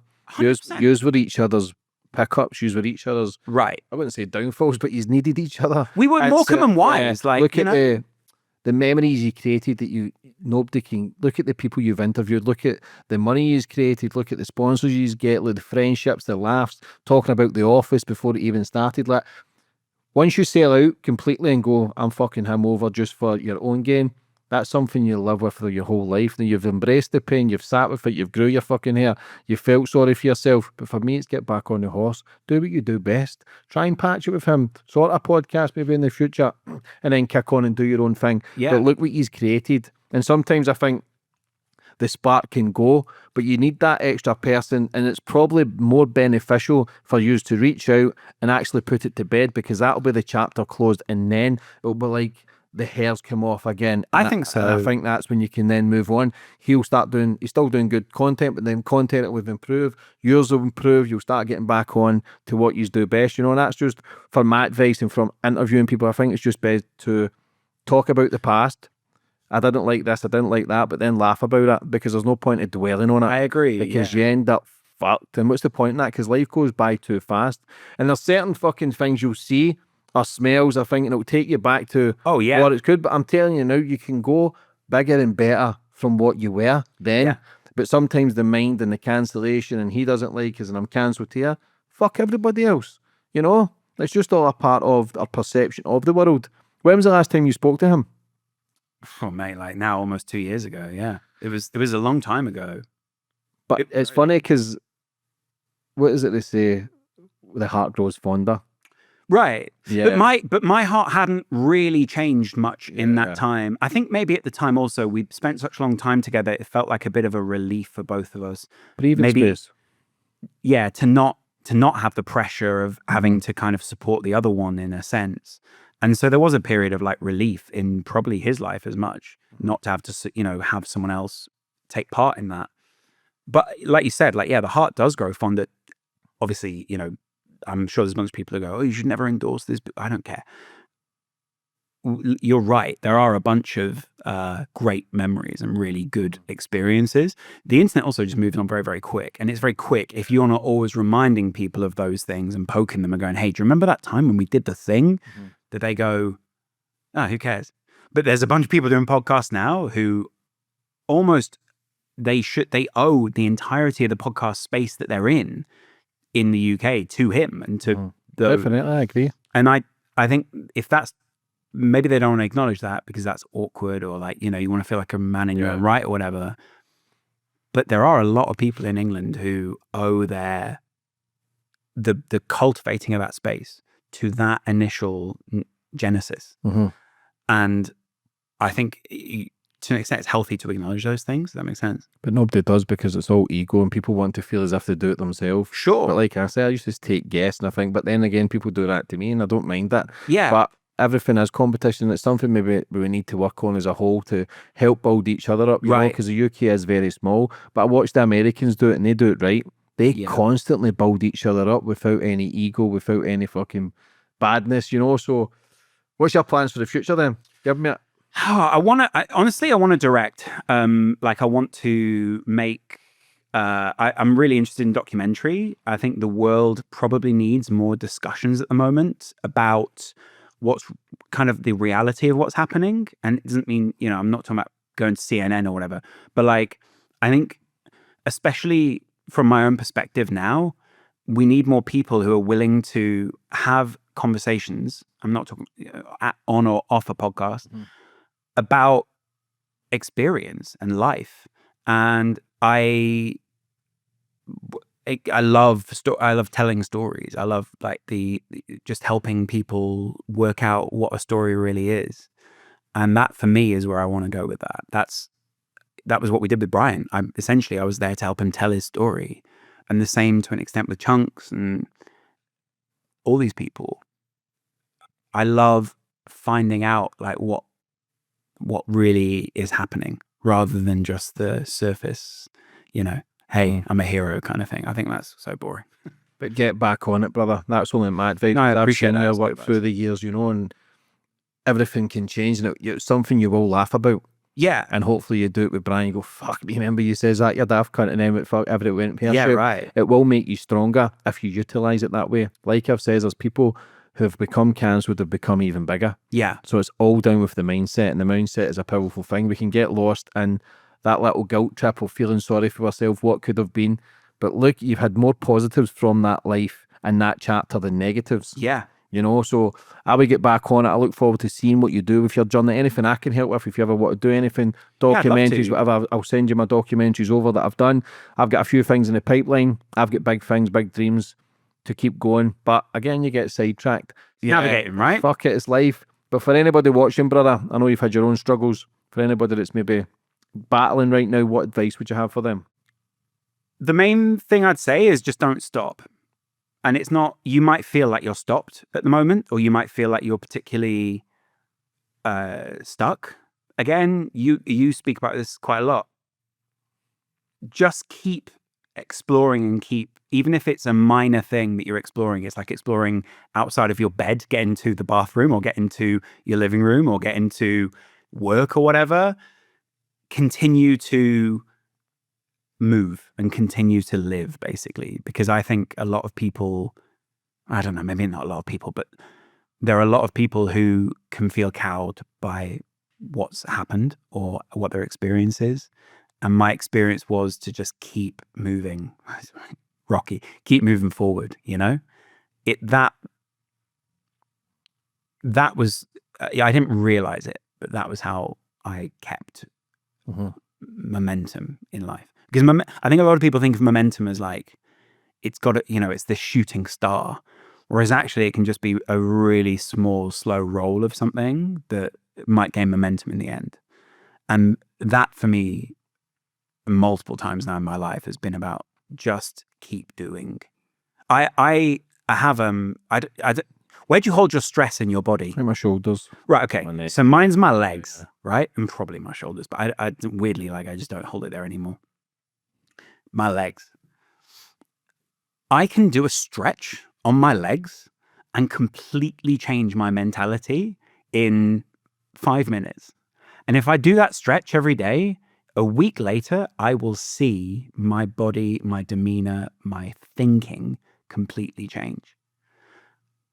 And I think it's that small change. You're not like bound to these little mental things that go on. It can just be like as simple as doing a stretch or as simple as just eating a good meal or whatever it is. That is momentum as far as I'm concerned. Yeah. Yeah. But like I say, you've done amazing things. Don't forget. I appreciate how far that. you've And I come. appreciate you saying it. It Yeah, really is. definitely. It helps, especially I am surrounded by a lot of people who I see regularly. It feels bizarre to see you like in flesh because I always see you as a YouTube Clips, video or as yeah. a clip or as like, it's really weird to like step into a room with you and see a human 3D person because it's like, you know, like you're a character in my life. Do you know what I mean? But like I say, you left the blueprint. Don't forget what you've done, and you can go bigger and better again. It's all down to the individual. This will make you stronger. And hopefully after this, you might feel a bit tired, but hopefully it's a cleanse where you go, do you know what? Fucking Scottish cunt's right. You know? I definitely was thinking that Scottish cunt's right. Yeah. But Laurence, would you like to finish up on anything else, brother? I keep doing what you're doing because I'm really interested. I think there are in this time when there are a lot of people who are afraid to speak to one side or the other or kind of start an echo chamber. It's really great to have just a conversation and just a place where it's almost like a reference. I would treat what you do like ChatGPT almost. Not that you're AI, but like that I go to ChatGPT and go, give me the opposite of what I'm thinking right now. That is there's not many people who are meaningfully just allowing people to lay out their thoughts without an agenda. And I think that is really important to be doing. It's like a public service almost in a time when, frankly, the public services aren't particularly doing a good job of it. So I appreciate what you're doing. I think it's really important. And it's kind of what I would have loved to have thought our podcast was doing. So I'm glad you are. Yeah, but listen, brother, I wish you nothing but the best. Thank you very much. Again, thank you for the work that you've done as well. And I actually look forward to seeing what you do for the future, brother. Same.